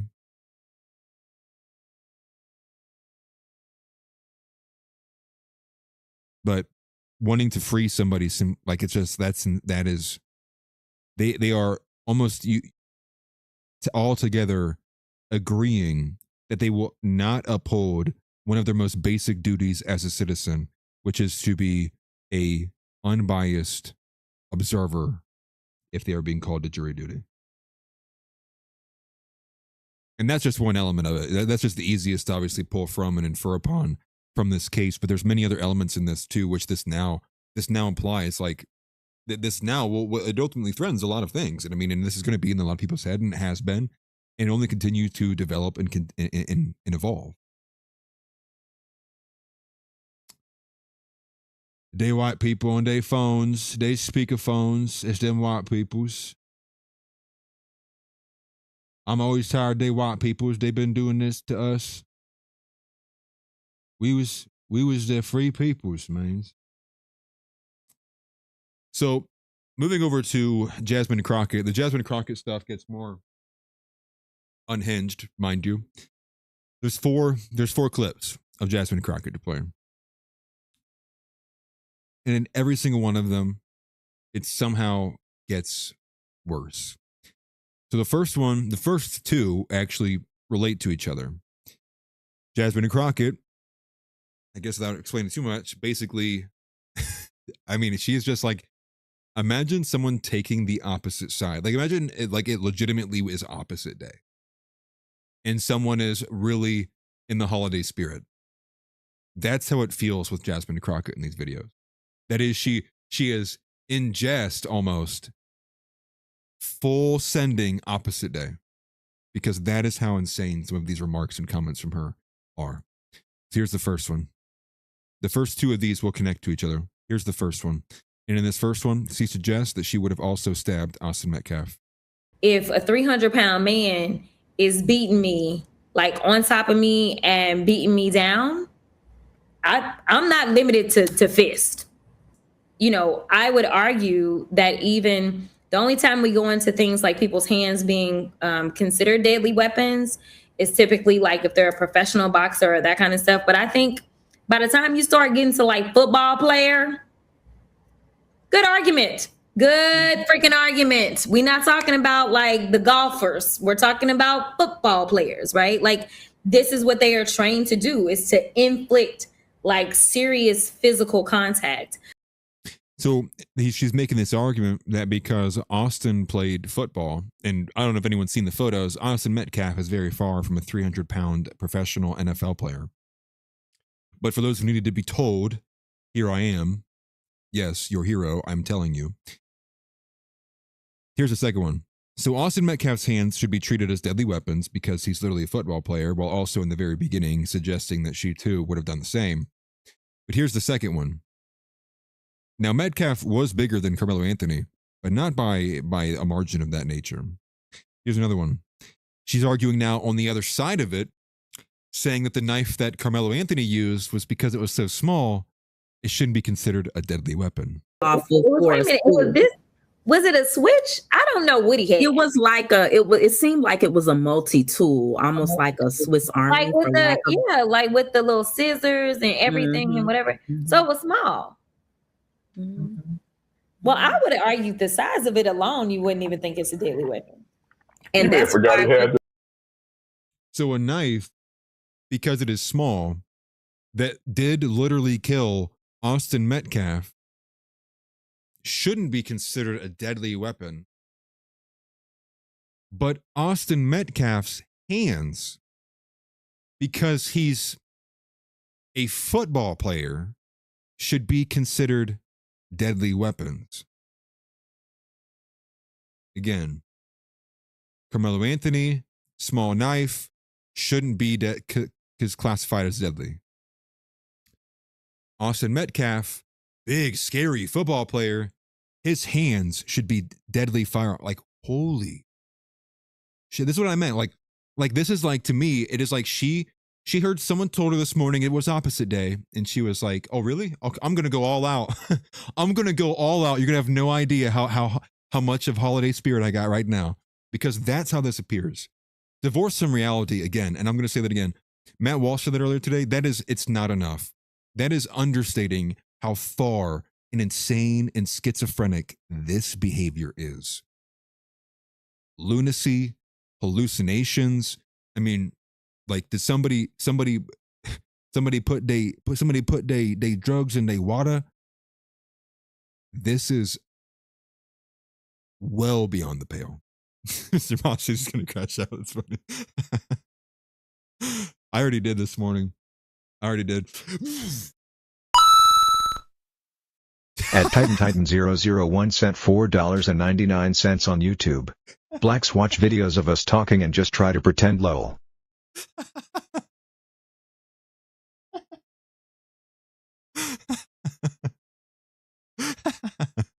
I appreciate this super chat. That's what that feels like, right? That's what that feels like with Jasmine there. She watched a little bit. She's been watching Matt Walsh all week, and she's like, all right. She's like, I got it, I'm good. Camera turns on. Well, Austin Metcalf, he like big football player, big man tack me. I not use fist. Karmelo Anthony not use fist. Deadly weapon sometimes. Football player, big man, scary. Like basically what it comes off as, dude. And I'm gonna say this for a bajillionth time. I'm being very kind. I am being charitable. And I know it's supposed to be the Dark Atlas arc, but please, I want people who may be on the other side of the fence or may watch this and disagree. I'm telling you, I am being charitable. Many people in this chat are being very charitable to the behavior that they have been dealing with and putting up with and have been experiencing, not only themselves, but their family. We are being very charitable here. At Craig Butler 07 sent $1.99 on YouTube. Jasmine Krakoff. Jasmine Krakoff shit. How about it? Good old power chat censor and stuff. Come on, man. Come on, man. It's too easy. Thank you for the super chat, both Craig and Titan. I appreciate you guys. Thank you very much. So those two kind of related to each other. There was another one.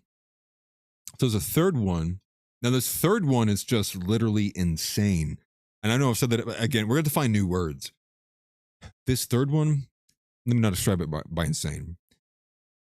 This third one is really going to drive down to you how they view this and how they view their situation and how they view ours. So she said, At Caleb Camarillo CHG sent $4.99 on YouTube. Why was that female Black Panther so dang obese? Dude, this is maybe the most obese woman I've ever seen. I was thinking that too. I'm like, this woman's got to lose the weight. This is excessive, dude. Like, diabetes chumungus. That's what she is, though, right? And here's the thing too. Here's a bit of maybe not inside information, but here's some insight into why I think that she's actually doing this and so flagrantly so. Just to update you guys, and also W to Caleb. I appreciate the super chat, brother. Thank you. For those who don't know, Jasmine Crockett lost in a landslide in her primary. Or is it the primary or the general? I can't remember. So Jasmine Crockett will be leaving, I do believe, at the same time Thomas Massey leaves. So she is basically finishing out her last bit of her term, and then she's done. And so if you were asking me, an element of this does strike out to me that she is beginning this because she is setting herself up for her future career. And her future career is going to be joining the race hustlers, joining the race grifters. And I think that this is specifically what she's doing with all of this flailing and yeehawing and bebon and you're ramping around of all of this nonsense. That to me is what this speaks of here. At Joshua Vaughn 8391 sent $1.99 on YouTube. Nick Hurt. Josh, dog. You knew it would be Josh too who'd do something like this. I didn't even think about that. Hey, we're being charitable. We're being charitable. And listen to that too. They're talking, and here, isn't that the crazy part? Also, W, thank you, Josh, for the super chat. I appreciate it. But think about that, right? We are angry and irritated and wanting to solve and fix things because we want a better future for our people, for our interests, for our children, for everything that is America. They say we get edgy with the word. They go, we want to kill you. We will kill you. They outright say they want to kill us. It's a race war, right? They want to push further. And we go, we just don't want to live this way. Deport, right? We're still like, the gnashing of the teeth. The dog is tearing into my arm. And it's like, well, I don't want to kill the thing, like it's like you ripping you around. So I don't want to hurt it, At Smelly Balls sent $2 on YouTube. Wiggly Wigga. Wiggly Wigga. Am I moving around too much? And shout out to AL World Champion for becoming a member. He's been a member for 8 months.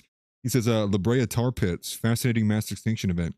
Yes, I actually have also seen a bit of, I watched like the first couple episodes of La Brea. It is the series, by the way. I think that's what it's called. But that is a real thing too, the tar pits that are there. And it's a huge part of the actual series as well. And yeah, happy anniversary. 8-month anniversary membership chat. W for that. And forget what I was.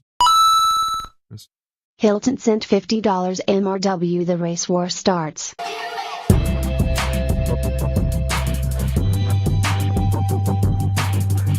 Thank you for the 50 bomb. I appreciate it, brother.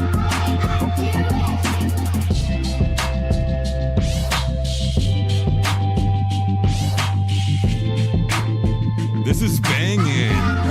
W's in the chat for Hilton. W Not trying to be a prophet, but he who parted the sea is a part of me. And when I look in my heart, I see the same mystery.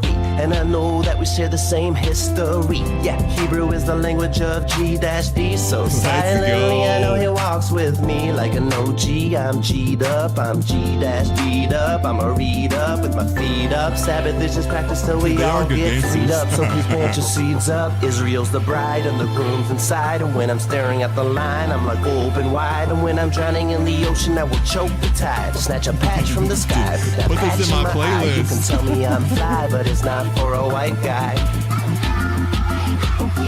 Back when I rapped in high school, people told me that I'm tight for a white dude. What'd you tell? I'm not white, I'm Jewish. I'm not white, I'm Jewish. Back when I rapped in high school, people told me that I'm tight for a white dude. What'd you tell? I'm not white, I'm Jewish. I'm not white, I'm Jewish. Even with my eyes, they will shine so wise. Guys' eyes close, respecting what my mind know. My reach is like a newborn's. I'm grabbing at everything. Get mad, Ritz, and take it back from the savages. Sabbath is past, but it's not ash to ash. No, it's what to what, and it's task to task. Yes, life is to act with more secrets than a key knew. It doesn't matter what you think, it only matters what you do. Tired these days, getting up earlier. My eyes carry baggage, my Jew froze curlier. The patch on my pants for the lack of the cabbage is a problem I'm working on solving. We all interact in high school. People told me that I'm tight for a white dude. I'm not white, I'm Jewish. I'm not white, I'm Jewish. When I rapped in high school, people told me that I'm tight for a white dude. Making this the intro. I'm Jewish. I'm not white, I'm Jewish. These years introspection, learning text and reflection. If what's inside has died, you better believe in resurrection. Give me protection from the godless. Let my conscience place its candle on the mantle to illuminate the nonsense. I'm well equipped with legitimateness when I spit, so it's a bit ridiculous to just talk. It was God sick when he blew his breath in the chest of his convict. Trapped in paradise, my pair of eyes are paralyzed. In high school, people told me that I'm tight for a white dude. I'm not white, I'm Jewish. I'm not white, I'm Jewish. You can dance better than me. People told me that I'm tight for a white dude. I'm not white, I'm Jewish. I'm not white, I'm Jewish. Dude, I'm dying, dude. I am dying, dude. So let us hope and pray that I'm worthy of being a descendant it's crazy of the prophets. That's on YouTube, bro. But if I did something unironically like this, bro, they'd come hunt me down. Yeah, what's the name of the video there? I didn't see it at the beginning. That was a W. A W to Hilton Head for the 50 bomb. That was huge. I appreciate that. That was in chat for Hilton. Thank you, brother. Much appreciated for that. That's huge. But don't let it be missed that Hilton had said, me when the race war starts. I'm assuming Hilton said he's siding with the Jews. I can't blame you, dog. We're all going to Israel. Oh my gosh, dude. Why can blacks and Jews dance better than me? Like, you know, like, has anyone actually thought about that? Like, you're telling me both Jews and blacks dance better than me? Then who? Are we at the bottom of the totem pole of dancing? Is this an epiphany I'm coming to right now? He says, okay, hear me out.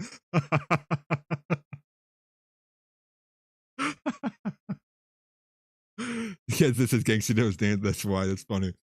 Is that why my dancing ability is non-existent? I'm going to be honest, dude. Dancing's always felt effeminate. Even doing the prom stuff and all of that. Like, it just feels like a humiliation ritual. Gravity doesn't hit them as hard. Something about those hats. Something about those hats, dog. You think if I trade the, I'm going to trade the AF. I'm going to trade the AF and put the, not go bald, but we're going to go yarmulke. That gives me like dancing ability. Became new, said me looking at it.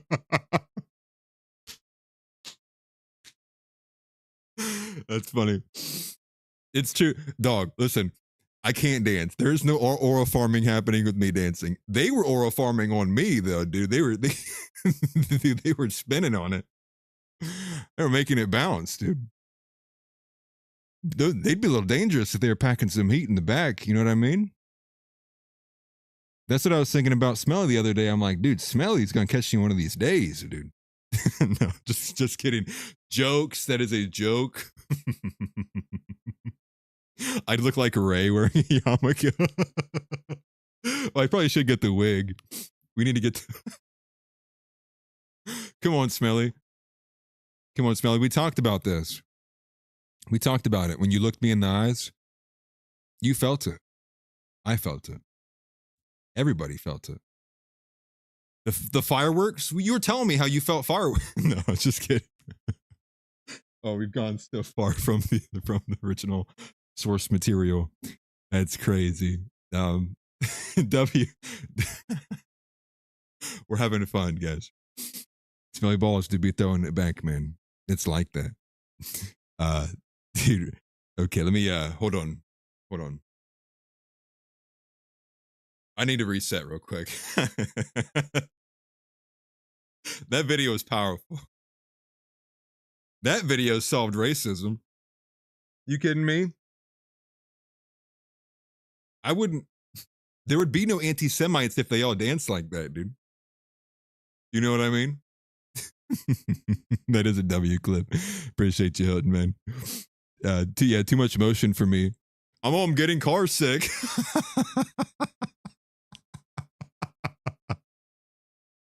That's a white person's response to motion. In dancing, oh, I'm getting car sick. What is this motion? I prefer when things are still. Slow down, young man. Oh, either I'm old or I am very white. One of the two. Or both. Or both. Or both. So, okay. One of the final points I wanted to drive down was Jasmine Crockett, and it's this plight of the black mothers. And so we'll just wrap it up here with this. We have one more video on that. Then we'll go to the geopolitical, and we'll probably call it a day there and switch over to Kick. But I needed that, guys. I was about to start IRL streaming and go to black people and tell them they were chimping out, but Hilton had sent that video in, and now I'm back in. Now I'm locked in. Now I'm back in with the Groypers. No, I'm just kidding. But here's this next video. It is your birthday month. Yeah, that's true. Final thing I'll play of Jasmine Crockett, I promise. But it does provide insight into why they feel the way that they feel. The positioning and their viewpoint, their perspective, and think of how just, I wouldn't even say mundane, but just how painfully bleak and short-sighted and shallow this is. But this is Jasmine Crockett basically saying to Metcalf's family, but what about the plight of black mothers? Black women, especially black women who have black male children, live in fear and agony every single day. A fear and agony that I promise you, the Metcalfs probably never spent a day living that way. And we're going to have just some real conversations about race in this country. Black women. I'm trying to be serious. That video is good, bro. That was a golden W moment on stream. We're gonna have to clip that for sure. That's definitely getting clipped and put on X. We're putting that on my mama, dude. But okay, hold on.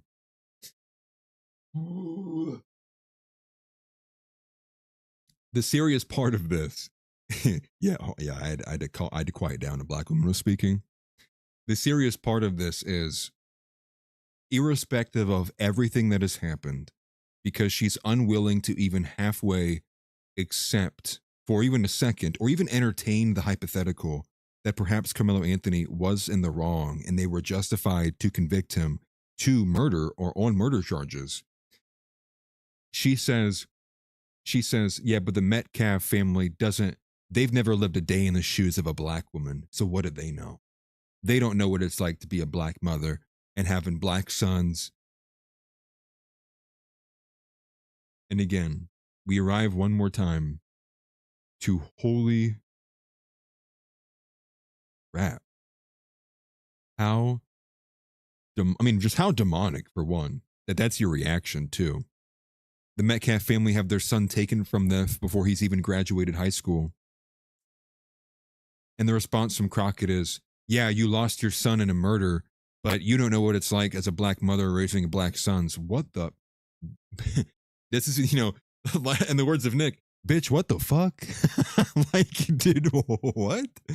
But what about black mothers? And so I say that again to go back to my earlier point. I think she is seriously she's trying to set herself up to be brought in as a speaker, as one of these mainstay figureheads for the race hustler movement, who anytime something happens, anytime there's an incident, anytime a decision is made, anytime a ruling is handed down, anytime someone is hired, fired, fucked, sucked, backwards, forwards, up, down, she will be there to tell you that it is because white people hate black people, because it is racism, because it's, it's foundational. It's, it'll be, that's what she's setting herself up for. That's what this is gearing it all towards. So I don't even know if she's being honest here, or if this is really her trying to set herself up for the future.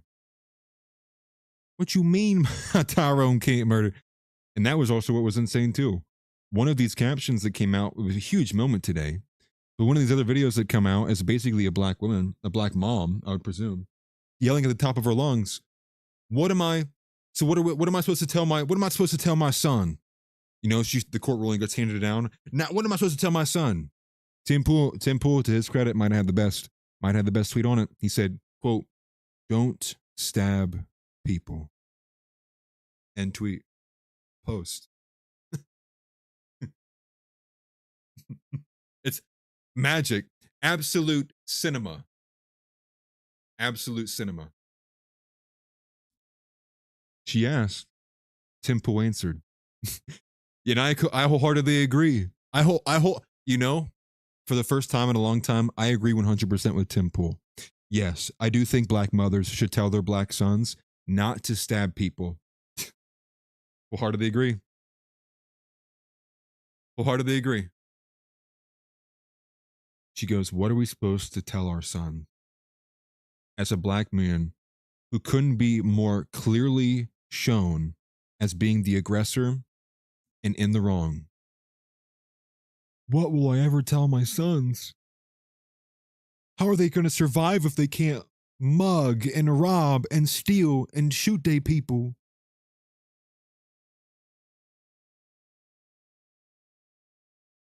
I will say there's a part of me, and it is the Christian part of me. It's definitely not my flesh. But there's a Christian part of me that is deeply just disturbed by how these people view life, how they view reality. And the disturbing part is that they do view, and don't get me wrong, like there's no part of me that feels bad. But there is a Christian element of me that does wish to see the best of everything and of all sides. And you can say that's gay or whatever, don't care. I'm being honest with you.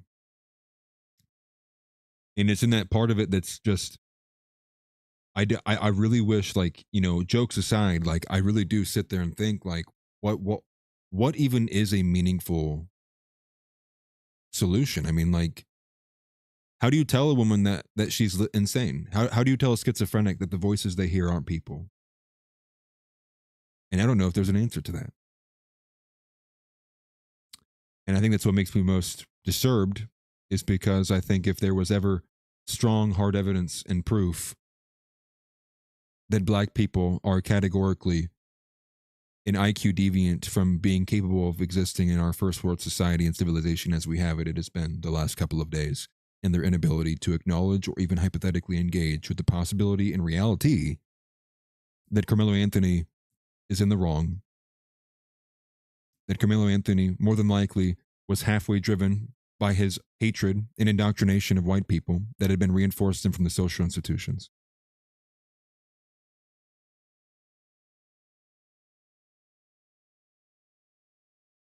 So it's just disturbing in the element of, I don't want to see people get hurt.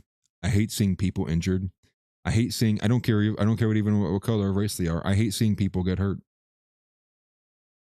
Especially when it's for no reason, especially when it's a bomb or it's another government agency or something to that effect. Obviously, it's like if I see someone going out of their way to bully somebody, it's like, oh, dude, like that guy deserves to get hurt. Like that guy needs to go to jail, or like that guy needs lynched. But it is in the most human sense, in the most Christian sense of like, I just want, if there is the best case scenario, I pray that we can find that and we can push for that. And so if that's sending them all back, so be it. And more than likely, that would result in a bunch of deaths too. But it's just like looking and going, what's the best play here? What's the best card in the deck? Like, what even can you play anymore? It feels like we've played all the cards and it didn't matter. So maybe there's a white pill in the fact that this probably woke a lot of people up. There's no going back. For some. And for others, this did nothing to them because they already weren't paying attention and they were too retarded to understand it in the first place. So with that out of the way, I do want to cover a little bit of the geopolitical. And it's crazy that I spent almost 2 hours on day black people on day speakerphones. But we will cover the geopolitical. We will cover Iran, Taiwan, and Turkey. And that's going to be where we're going to spend the rest of the time here. So, I mean, I did kind of get the main emphasis out on the black element, the reparations, Jasmine Crockett being insane. I guess I will spend a little bit of time on the fact that the South Carolina race is over. Lindsey Graham did win. Mark Lynch did lose. Reed sent $5. Sending them back is the peaceful option. They as Africans. I appreciate the power chat, and I think I have to agree. You know, I do think I have to agree. Like, I don't know in what way that it would be like, how could you institutionalize it here and it not continually lead or go down the same path or be corrupted or subverted one more time? And so it's just, I know. Sending them back, you know, and a lot of them are like, you know, black Americans who've been here for years. It's like, it's just, and it just, you know, pragmatically and practically, that would have made so much more sense, like, you know, shortly after the emancipation. That would have made sense at a period of time when they didn't have roots into the ground. They didn't have, you know, so perhaps it's not even all of them. Perhaps you get rid of the majority of the problem by just simply getting like 50% of them to get out and go, you know, and maybe that's enough. Maybe that's enough to solve the issue, that they weaken and become such a minority that it moves back to being menial and really having no impact, no really strong effect. But yeah, but to move over to the geopolitical, and one thing I guess I would add here too is that for the black politics in particular, I think I should cover this. I want to cover this because I think this is a very insightful to black insight on politics as well too. I know I said we're going to switch over to geopolitical, but I wanted to cover this. So it's going to be this last one, and this is a Democrat representative by the name of Summer Lee, and she's going to explain it in more detail, but she basically says that black Americans will stop voting if they start thinking they'll never be paid reparations for slavery. And I was just like, holy crap.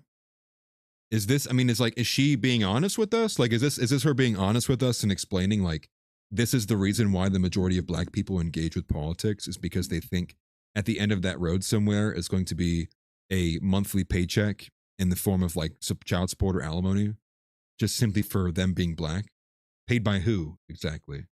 But anyways, not to expand too much more, I want you guys to take a listen to this, because if this is how they feel, they should get out now. As they are playing psychological warfare with us, they are hell bent on beating us down to our Thank you. Mello is great. telling us that, you know, I like Mello a lot. who are crazy. And we got to fight back against this. So you know what? I have just not engaged in that topic of them trying to give like insurrectionists some dollars, because we got to control the things that we can control. And they want Black folks to feel like they're poking, like that they're knocking the wind out of us, right? That's what they need us to feel that way.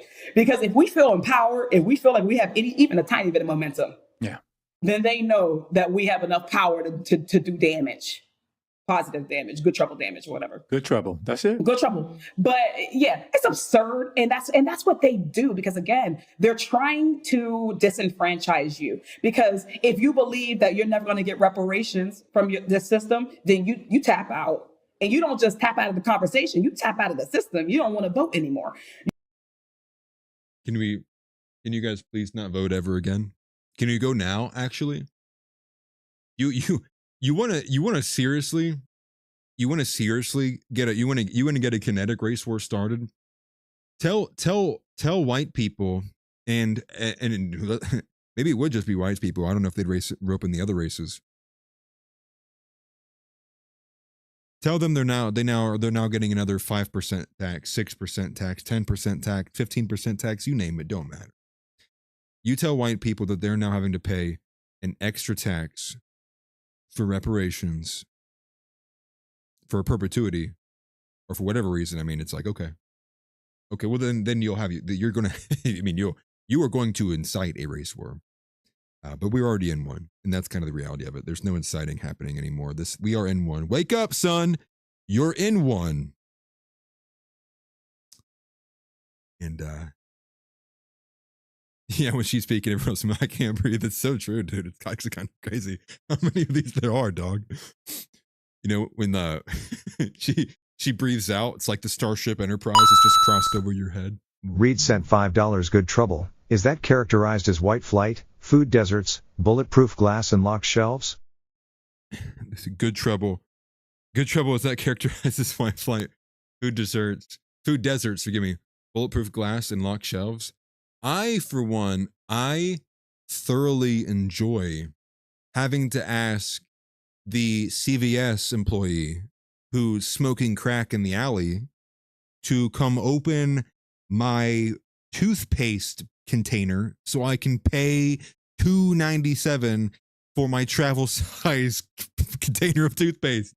Who doesn't enjoy that? You know, who doesn't love it? Also, again, appreciate you, Reed, for the power chat. Thank you very much. I appreciate you, brother. Who doesn't enjoy that? Yeah, you better start believing you're in a race war, because you're in one. And I really, I just wanted to, again, like, the point of me playing the clip is not to annoy you guys or not to sit here and make fun of the woman, although she's got a big nose. It is to say very specifically, if this is true, if this is the operating principle for Black people to participate in politics, then it was always fucked from the beginning. If that is seriously, and if that is true, and I don't know, perhaps it's true for her. If that is true, then the nexus of which Black people engage with the government is one and the same. It is government give me money no matter what I be doing.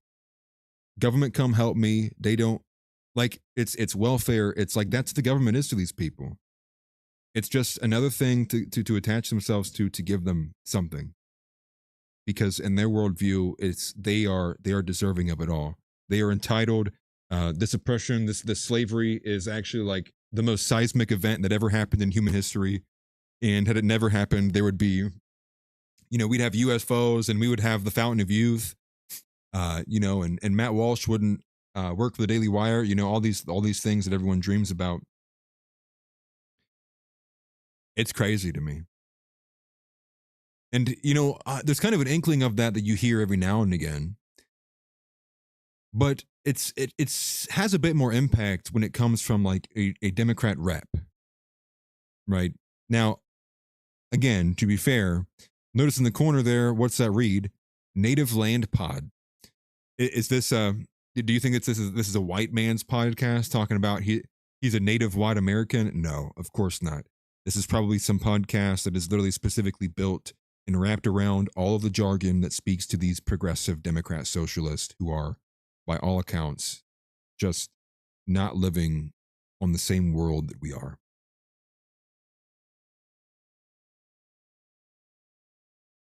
So, I don't know. Can you have a social contract? Am I expected to, I mean, seriously, this is like, we're talking about how we need to be treating people. And if we're making arguments that women and men need to be treated specifically for their different distinctions, then race has to be entered into the equation as well too. And I really see no other way around it if we're following the logic. If the concept is that we as men naturally take up the role of driving from our wives because we most of us prefer not to throw up after every trip, but also we enjoy breathing air and not burning up in a massive fireball on the highway. Well, then doesn't that imply that then, because we recognize the distinctions, we make these countermeasures, we adapt our behavior, we change, we allocate different decisions and actions to respond and interact with said differences? And if the reality is that the majority of these people are existing at a lower thought capacity than the average human being, than the average white person, I should say, forgive me. Then would that not invoke, would that not imply that there should also be differences in the way that the law treats these people? If the law treats someone who's been 5150 or is in a nursing home or is in an insane asylum, why would that be different than that? Is that the best way forward? Do I think that's something to be pushed for? I don't know. I'm just talking out loud. But again, there are ways that we can go about this. There are many ways we can go about this. I, for one, hope heavily that it does not continue to be violent. Because again, you guys I do this all the time, and this is true, and I am a Christian. And the reality is Jesus loves her too. Jesus loves Karmelo Anthony. Jesus loves Austin Metcalf. Jesus loves you. He loves me.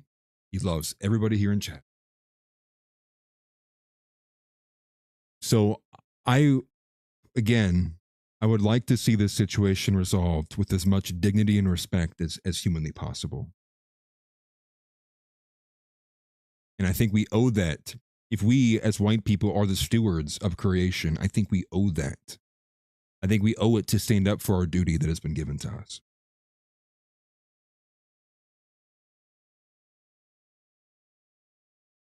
That's where I would come in at. Six Farmer says the black slave owners have to pay reparations. They should. All slave owners pay reparations. Or is it just like a unique? It's just a uniquely applied only white people tax. Even people who were born yesterday. It'd be insane. We don't need to watch any more of that. And again, I mean, that's true. I mean, a lot of these people, they do need Jesus. A lot of them do. And again, the exception doesn't make the rule. And you guys know as well as I do. You know who I'm talking about. You know there's that black Christian grandmother who's rooting and watching the Boondocks, same as you as me, and would be calling out this behavior just you as me. But again, the exception doesn't make the rule. It's just to say that I want to, again, honor God in all things. I want to honor the Christian values and the Christian way of life as much as I humanly possibly can. And I refuse to lose sight of that while trying to deal with this.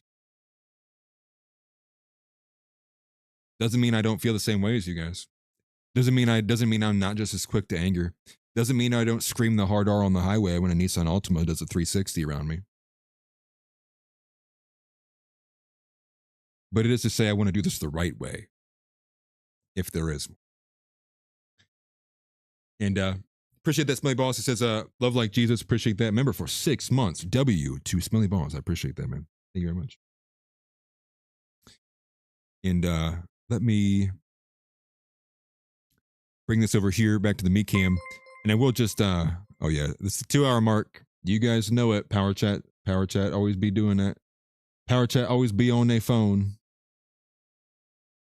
Let's take that there for a second. And I'll just do a quick run through on the geopolitical before we go over and we switch to Kick, because we are going to, again, we're going to be reacting to the MAGA versus America First that dropped about an hour ago on Kick. But first, just to update you guys on the geopolitical with Iran, Taiwan, and Turkey. Iran specifically, the United States, it's looking like we are set to begin launching strikes on Iran tonight. As Hegseth has said, and Trump has said, it's going to be a busy night tonight because they're going to hit Iran hard. And Hegseth was seen on camera earlier today. He was at Guantanamo Bay before he ended up traveling to the Florida Situation Room, where I would imagine they're going to be getting ready to monitor all of the bombing campaign that they are going to be doing. And as it was also stated by Fox News earlier this morning, there's also the concept that what we're going to be targeting with this strike tonight is going to be energy infrastructure and transportation infrastructure as well, which does mark an escalation in our tactics in the war. One of the quotes again from Hegseth was, "If we need to negotiate with bombs, we will negotiate with bombs." Iran's Tasnim news agency, which is considered like their semi-official news agency, they promised heavy retaliation. And with the response from one of the military officials, he said specifically, well, two things. The first thing that he says is that American casualties are much higher than what Trump or the United States are willing to confirm. And the second thing is that all the other regions are now on the menu, meaning that they are now looking and they're going to be opening up who is eligible to be struck, who is eligible to be considered a military target beyond what is happening in the Middle East, beyond the region, beyond the Gulf, beyond Lebanon, beyond those two theaters it's occurring right now.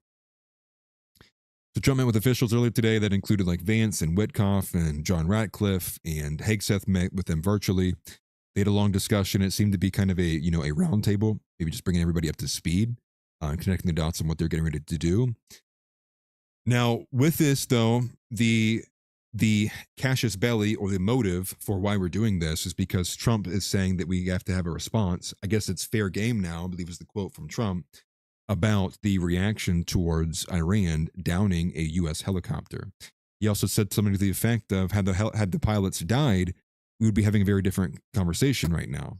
So I'm going to take that as the pilots in the helicopter that was downed by Iran did survive. Right now, there's a B-52 bomber that is floating above the last known location, because they did turn their transponder off, is above Saudi Arabia somewhere, but at least we know it's in the Middle East, and it is a singular B-52 bomber. But this threat from this downed helicopter is actually probably not really the reason why. And the real reason is because the United States has no leverage in the Iran war right now. Nothing. And so the only way to get leverage is to either to weaken them, or to gain something, or to gain some kind of victory in some sense. And that seems to be the path they're willing to escalate. That is to start eliminating and attacking and harming the energy infrastructure of Iran. Why do they have to do this?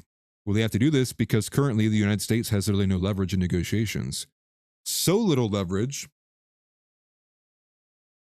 that Iran just decided that they can just respond to the United States on their own terms. Iran supposedly, from Abbas Aragachi, as I said earlier, was supposed to respond within 4 to 5 days from the new proposal that had the amendments from Trump on the enriched uranium. It has since then been well beyond 2 weeks with no response. And as Axios reported as well, it seems that they were actually never going to get a response. And why is that? Well, because Iran is currently in the position that they would like to be in. They have the leverage. They are the one who is basically holding the keys to the escalation ladder. They have the Strait. They also have the Houthi rebels there in Yemen, who have basically shut down the Red Sea. Now, they've not closed it down all traffic. They've closed down maritime traffic to and from Israel, like Israeli maritime traffic. But you don't need to close all of the traffic because, as Nick explained, I believe on Monday, what ends up happening is the moment shots get fired in the Red Sea, insurance goes up. And now the chain now will then have to those pass-through costs. And then in addition to that, perhaps they say Israeli traffic is who they're targeting as military targets, but then now these companies will think about, well, will they even take the risk? What if they by chance they mistake us for an Israeli vehicle? What if we're nearby when an Israeli vehicle is trying something in the waters? And so now what this does is put these companies in position where perhaps now they're looking at having to just simply bite the bullet and sail down and around the southern tip of Africa. And this is because, not because the Strait of Hormuz being shut down, but this is because the Houthi rebels in Yemen that are aligned with Iran are shutting down the Bab el-Mandeb Strait, which is the big channel that takes Asian goods to Europe, or, Europe, it's the Europe-Asia channel lane. So ultimately won't reflect much on America, but it does have a huge impact on Europe. And Europe is already in a position that is, they simply cannot suffer, too much more. Already suffering from LNG, liquid natural gas, and suffering from the fertilizer, now also set to be suffering from what is considered, I believe the statistic is, that strait, the Bab el-Mandeb Strait, is around 30% of the global shipping container traffic in the world. Meaning that if it's something that goes in the, in the massive containers you see on the ships, you see the crazy ones where all the containers are falling off the boat. And that would be things like washing machines, automobile parts, automobiles themselves, microwaves, dryers, vacuum cleaners, and so much more. And that would mean that those price of those kind of goods, those houseware goods, automobile parts, now shoot up. And this then affects more inflation, more economic damage, and then it just reverberates. In addition to, and the reason being is because, well, if they can't go through the Red Sea, now all that traffic is going to have to be rerouting up and underneath Africa and up through and around to Europe. And on average, depending on where they're coming from, that adds somewhere between like 4,000 to 6,000 like nautical miles per visit. And some trips would now take 10 days longer, up to 18 days longer, which would then exceptionally add more problems and a higher risk and higher prices and higher pass-through costs to the entire supply chain that is affected through whatever is currently being, shipped through that European and Asia lane. So, a lot is obviously pressure is being applied to Europe. That's why I also make mention of the fact that Iran has now also made mention of the fact that they are, if more regions in the Middle East are open, well, what does that tell you? To me, that implies well, perhaps they're really going to start threatening Europe. And if they're really putting the pressure on Europe, would that not be similar to their strategy in Saudi Arabia, where they're basically beaming and pummeling Saudi Arabia to the point that Saudi is demanding the United States just find a way to solve the problem? So much so that the United States is thinking that this is enough pressure on Saudi Arabia. We're going to knife them in the back and make them sign the Abraham Accords just to help them out. Because what happens if every single nation that America is supposed to defend and protect, we're not defending or protecting? How long can the United States hold that pressure? How long until we run out of missile defense systems? So a lot of pressure being applied right now, getting very kinetic. And again, the reason why the United States is going to have to act, and it's going to have to act fast, and as it said in the quote, I believe reported by Axios, one option being considered with no details, but one option being considered is a large-scale operation, but short duration. like, dude, do you think I'm a sucker?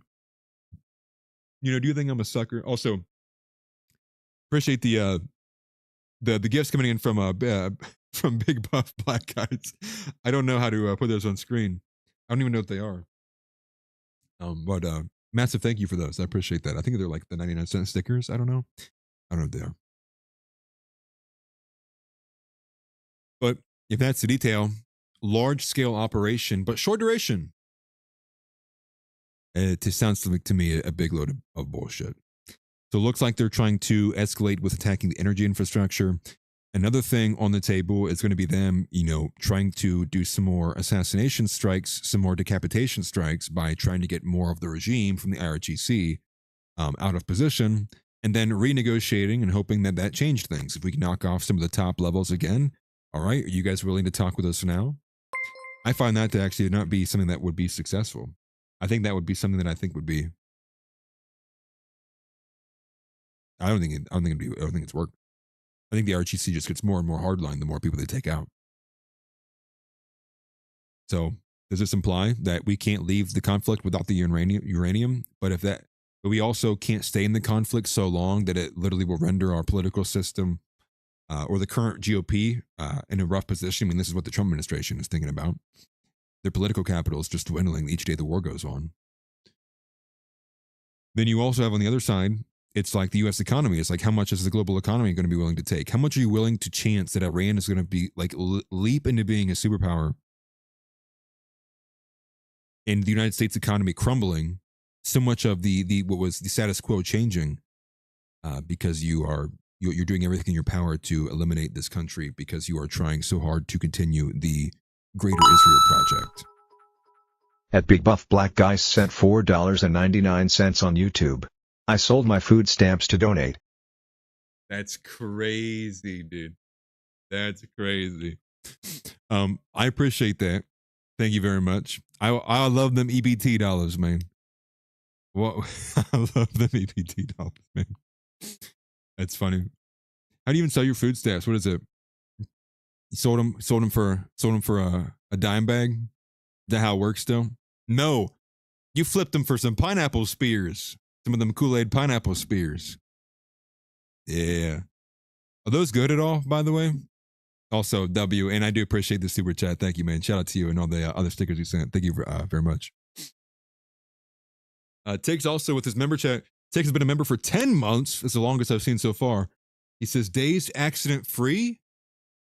3. Hey, that's a W. 3's better than 0. We'll take it. But but that is unfortunately that's the situation we're in. America has no leverage. We're fighting to the tooth and nail to have leverage. Walking away now would be politically disastrous for many people. But seemingly there is this excessive force that is keeping us tied in headstrong into it and will not walk away until we have either the enriched uranium neutralized on their own soil, which was a recent concession from Trump, or we just blow it up, or we take it ourselves. And I don't see Iran doing any of that. So the escalation continues, and it seems we're just getting closer and closer and closer, like we're literally edging a ground invasion. But perhaps energy infrastructure strikes happen first, and then perhaps after the energy strikes, if they're not successful, they don't work as well. Perhaps what then they go to the decapitation strikes. But at the same time, I'm just looking at this going like, if the timeline is so short, as many people are reporting, then like, do we have time to run this rhetoric and run these game plans and try to find some kind of casus belli that you can persuade the public sentiment as why this is a good thing, why it's a good response? I don't know. And are they even willing to gamble that they have that much time remaining before certain economic change is going to be too much to handle and overcome, especially in terms of energy and oil? Now, I will caveat that by saying another claim from Trump that I do think deserves speculation, although I didn't get much time to dig much into it. One of the boastful claims from Trump is that secretly they have been getting millions of barrels of oil from the Strait of Hormuz. And he said, quote, "You know who doesn't know about it? Iran until right now. We took out 22 ships." So I don't know if that's just more bullshit lying from Trump or if that's literally real. But I will say, one question I asked Mello when he was on was because, like, why is the market not radically jumping up if the speculation is that by September we're going to be running out of gas? We're going to be or not even running out of gas. By September, they're expected to start rationing energy supply. Feels like the market should be much more volatile than what it is. Is that the reason why? Is there just like magically just oil is somehow making the way there? You would think there'd be a lot more news about that, but there isn't. Do you trust Trump? I don't. I can't. I physically couldn't put myself in a position to anymore, even if I wanted to. And we did talk about Taiwan earlier. I think I probably covered the gist there, but to rope in Turkey in this final spot here before we go over to kick. Turkey Turkey, again, like Iran, Turkey has roped in and they've basically, it's like the hook. It's like from the movies. They're like, boink, and they're like pulling them over. Because what Iran is doing with Lebanon by attaching them into the ceasefire, making it a specific point of contention of not accepting a deal without Lebanon being protected, without Lebanon not getting guarantees that they won't be struck by Israel, is because this serves as an element that's going to be very hard for the United States to do. But two, it serves to expand Iran's influence in the region, meaning that, and as Nick described, this effectively puts Lebanon under the wing, under the sphere of influence, under the security umbrella of Iran. And Iran's backed it up too, which is part of why the contention and why the strikes went off over the weekend, was because Israel struck Lebanon basically as a message going like, okay, Iran, let's see you do something. And then Iran responded. They responded with, I think it was like 5 waves it was 10 missiles and 5 waves. And then they went back and forth before Israel ultimately struck Lebanon again. And so with Turkey's making a similar call. So earlier today, the president from Turkey, his name is, it's like Recep Tayyip Erdogan. I just call him Erdogan because I don't want to pronounce the other words. He said, quote, Turkey's security does not begin in Hatay. I believe that's southern Turkey, and I don't even know if I pronounced it right. But it begins in Aleppo, Damascus, and Beirut. So Syria, Lebanon. Turkey seemingly doing the same thing here, saying that they also, like, if they intend to defend their national security of their state of Turkey, they have to concern themselves about the security of the people both in Syria and Lebanon. So now Turkey is getting cozy. They're getting warm to the idea of jumping in and helping defend this too. Now they further stated, quote, we will never allow the project of Greater Israel. And here's another one, quote, Netanyahu's attacks on Syria and Lebanon have reached a point that now threatens Turkey. So with that being said, I think that does imply that Turkey is well aware that they would be next on the list. They would be a potential threat. I mean, and they got to be thinking to themselves too, what happens if Iran goes? What happens if Iran's leadership changes? What happens if the United States does come up with decapitation strikes? That's going to change it how we are. And so again, you got to view a lot of these situations from so many of these countries doing things in their own self-interest. It may look like they're friends and allies and whatnot, but again, I think this is Turkey jumping in, and not because they want to willingly send resources to protect both Lebanon and Syria, but I think it's them seeing the writing on the wall, and I think they've kind of picked their side. We need to help Iran so Israel's continuation of the Greater Israel Project is stopped. We have to help Iran here. At least that's how it speaks to me. But with that, we're going to be switching over to Kick.